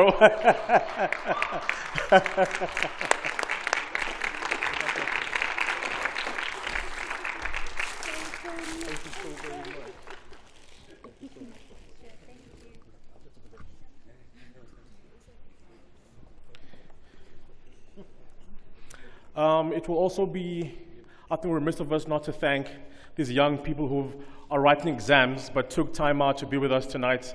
The National School of Arts, thank you guys so very much, appreciate it. Boydumelo and Amanda, Brenda at the back over there, thank you so very much for allowing the kids to be here, entertaining us as well as the conductor. Thank you very much. The guys are going to hand over a certificate to you. And we're going to be sending something very special to the school on behalf of SAfm very, very soon.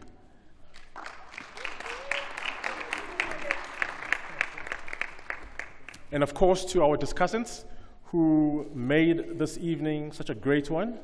Shwe Shwe, by the way, story about Shwe Shwe. Shwe Shwe was our previous program manager at SAfm.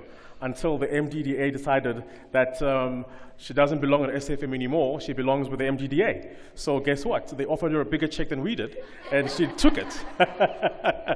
So to the discussants, thank you so very much for making this evening. So thank you very, very much.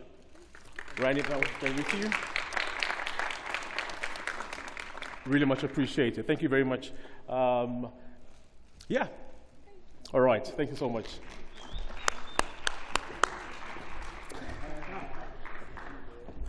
I'd also like to really thank the management of the SABC for allowing us to start this project. We started this 2 years ago, and it's last year we had the Chief Justice, former Chief Justice, delivering our lecture, and from the end of last year, we planned to start celebrating 30 years of democracy. And there was no one else that we thought would do a great job than Dr. Pando. And she's absolutely delivered tonight. So Dr. Pando, thank you so very much. We really, really are indebted to you for what you've done, not just for us, not for the country, but internationally as well. Thank you so very much, Dr. Pando.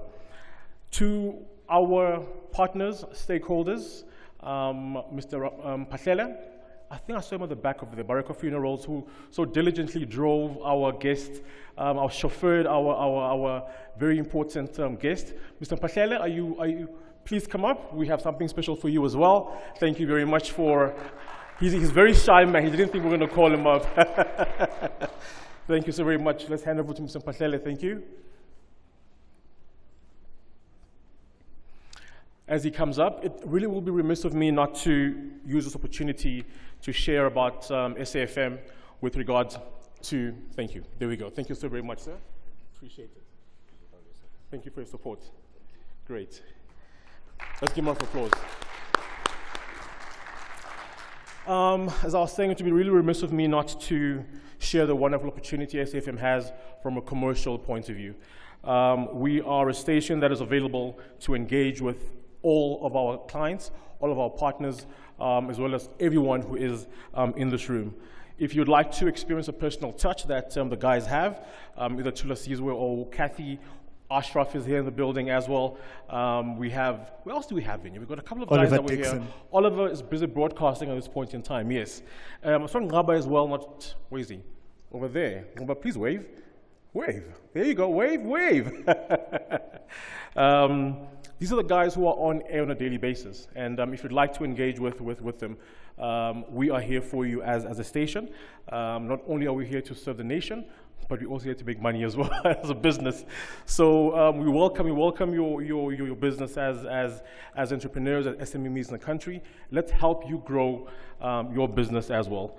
And as we celebrate 30 years, we have the opportunity to give 2 businesses here 25,000 Rand worth of airtime, courtesy of SAfm as we celebrate 30 years of democracy. But also, we've got a special that I'm going to ask our product manager, who is Mnewa, to tell us about. We've got something that we would like to share with you, to those listening as well. And she will tell us about this great package deal that we have for everyone today.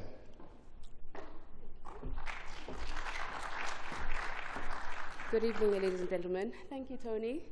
As SAfm, we are grateful for all our partners and all our advertisers that work with us. And today, we don't come not bearing gifts for our advertisers and partners.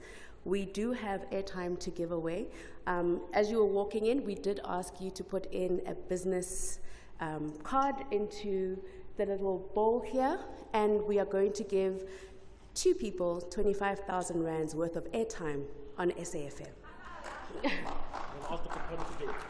Dr. Pando will do the honors.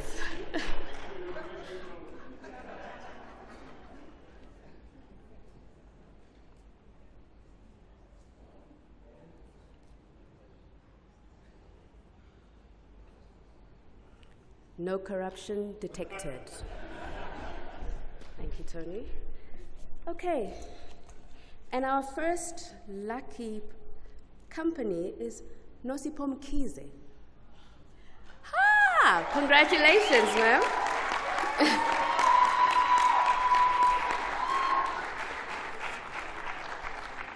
Please come up, please. Congratulations, Nosipo. You've just won 25,000 Rand worth of airtime on SAfm that you can use for your business.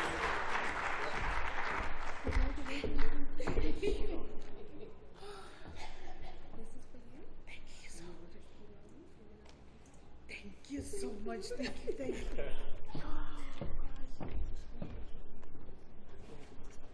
And our next lucky winner, Lindy Mayepa. There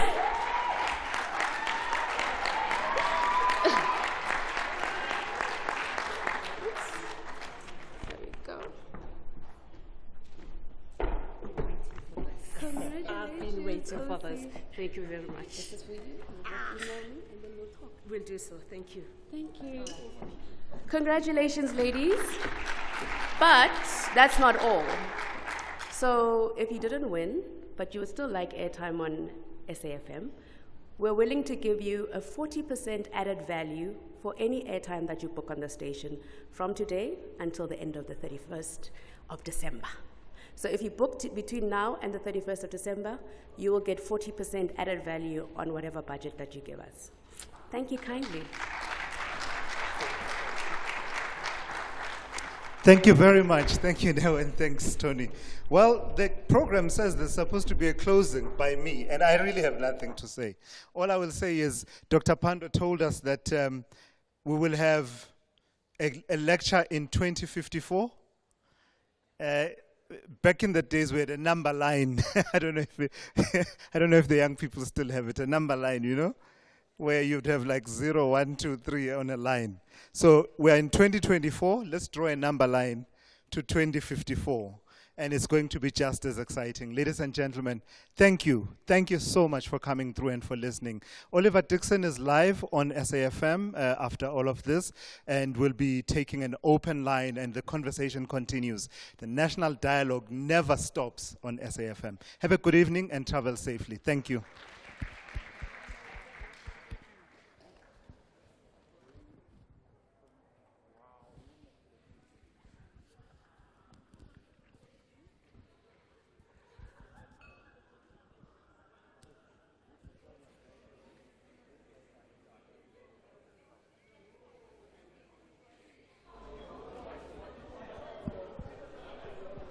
Whoa, whoa, whoa, ladies and gentlemen,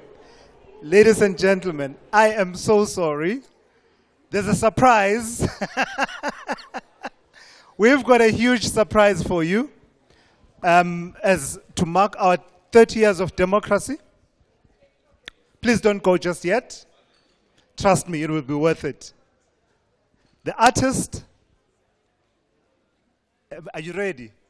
Ishmael is in the house, ladies and gentlemen. So Ishmael, if you can come to the stage and do your thing. Up?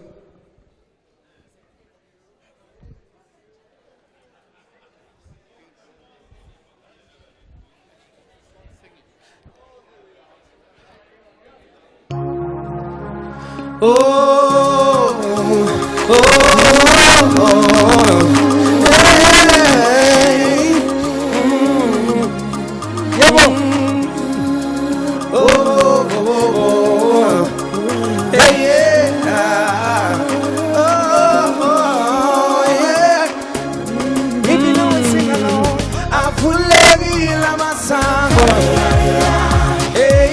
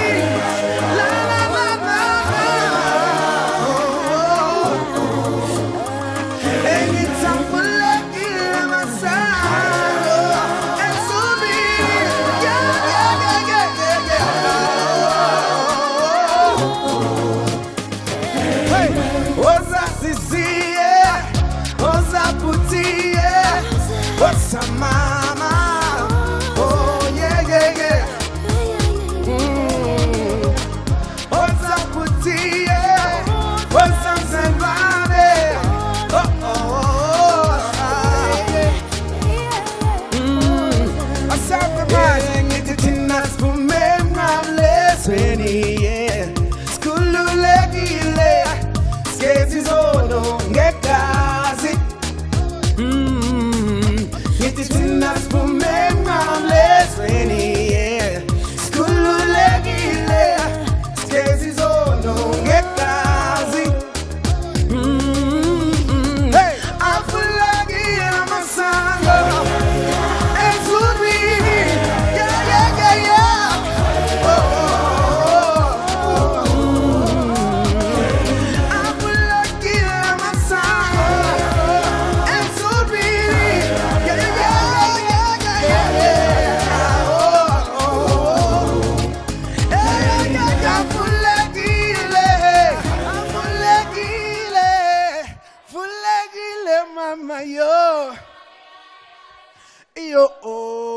One more time. I'm fulagile, fulagile, fulagile, mama yo.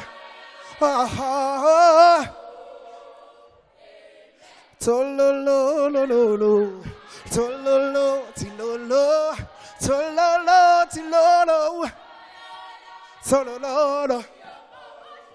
One more time. Tololo, lolo. Tololo, tilolo, tololo, tilolo. Hey, yeah. Amen. Siyabonga, next tune. Robert Aide. Samba. And it goes like this. Robert Itega. Robert Itega. Robert Itega. Robert Itega. Robert Itega. Robert Itega. Robert Itega. Robert Itega. Robert Itega.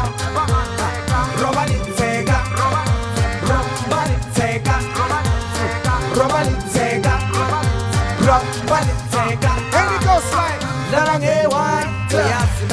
Umzimba wako kunandine inamba yako exema chimbos na ingozi exema sister na heroes makshuwa makshovane maskipe maklangane Robert Itega Robert Itega Robert Itega Robert Itega Robert Itega Robert Itega Robert Itega Tatika slavo ulahlele moyeni shayituba vezisikhombisa wema sister asiboni tongue ring yo jaiva subhekile suklokhile sukabile Robert Itega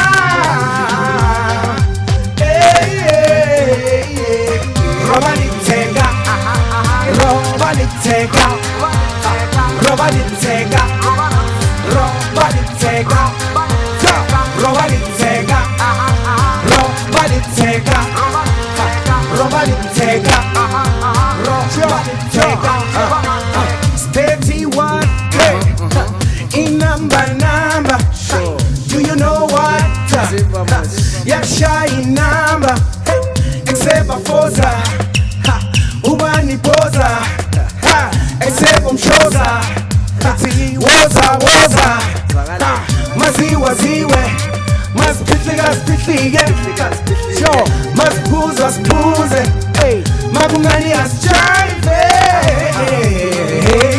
oh Robert Itega one time Robert Itega Robert Itega one more time yeah Robert Itega Robert Itega.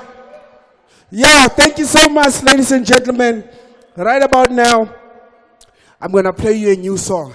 And it's very simple. I want you to hear it. So that Sasa, when you hear it on radio, it goes like this. Indoni, Indoni, Indoni, Indoni, Indoni, Indoni, Hintoni. Hey, umuntu omnyama akafuna ukubona omunye umuntu omnyama eqhube. Anyway, awuyidlali lapho ntwanazi. Hey. Ay. Hey.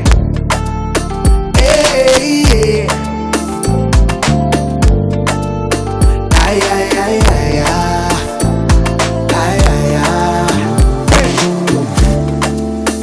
Yabona ukuthi umuntu ayizame, yabona ukuthi umuntu ayiphante, yabona ukuthi umuntu akahlupha omunye umuntu.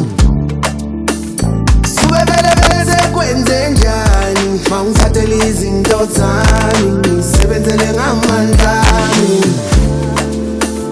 Njalo siyavuka siye emsebenzini, sizama ukuhlanganisela ingane zethu. Just ukuthola sona isiplananyana, isiplananyana. Hey. When uyafika uyathatha, uyafika uyamosha. When uyafika uyakhubaza, when uyafika uyamshaya, uyafika uyamlimaza. When uyafika uyamgwaza. Hey, Ndoni.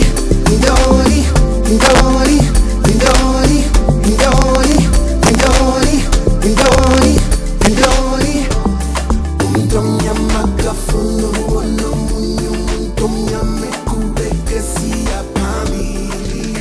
Hey, vele ufake umoya wokuthandana, vele ufake umoya wokuthandana, vele ufake umoya wokuthandana, vele ufake umoya wokuthandana, vele ufake umoya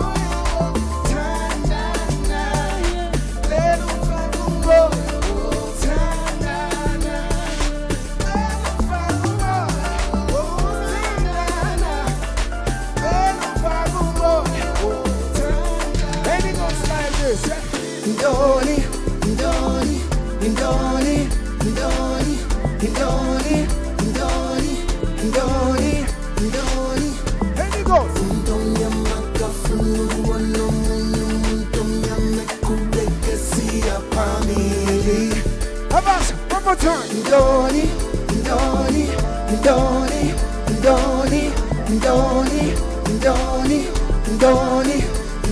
Furthermore. Umuntu omnyama akafuna ukubona omunye umuntu omnyama eqhubeke siya phambili. Dazo, Danko. Siyabonga. There's a new one bafowethu. Soon uzoweyizwa, but right about now, this amazing lady right next to me, Avi. So she's also going to show her new song.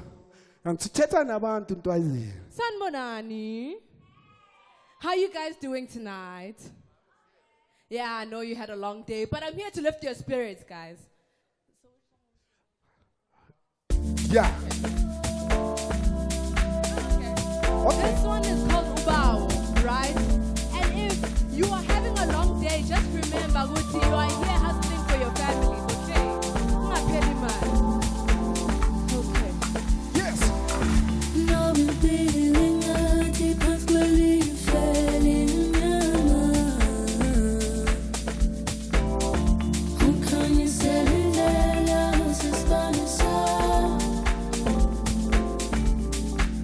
Yeah, boy.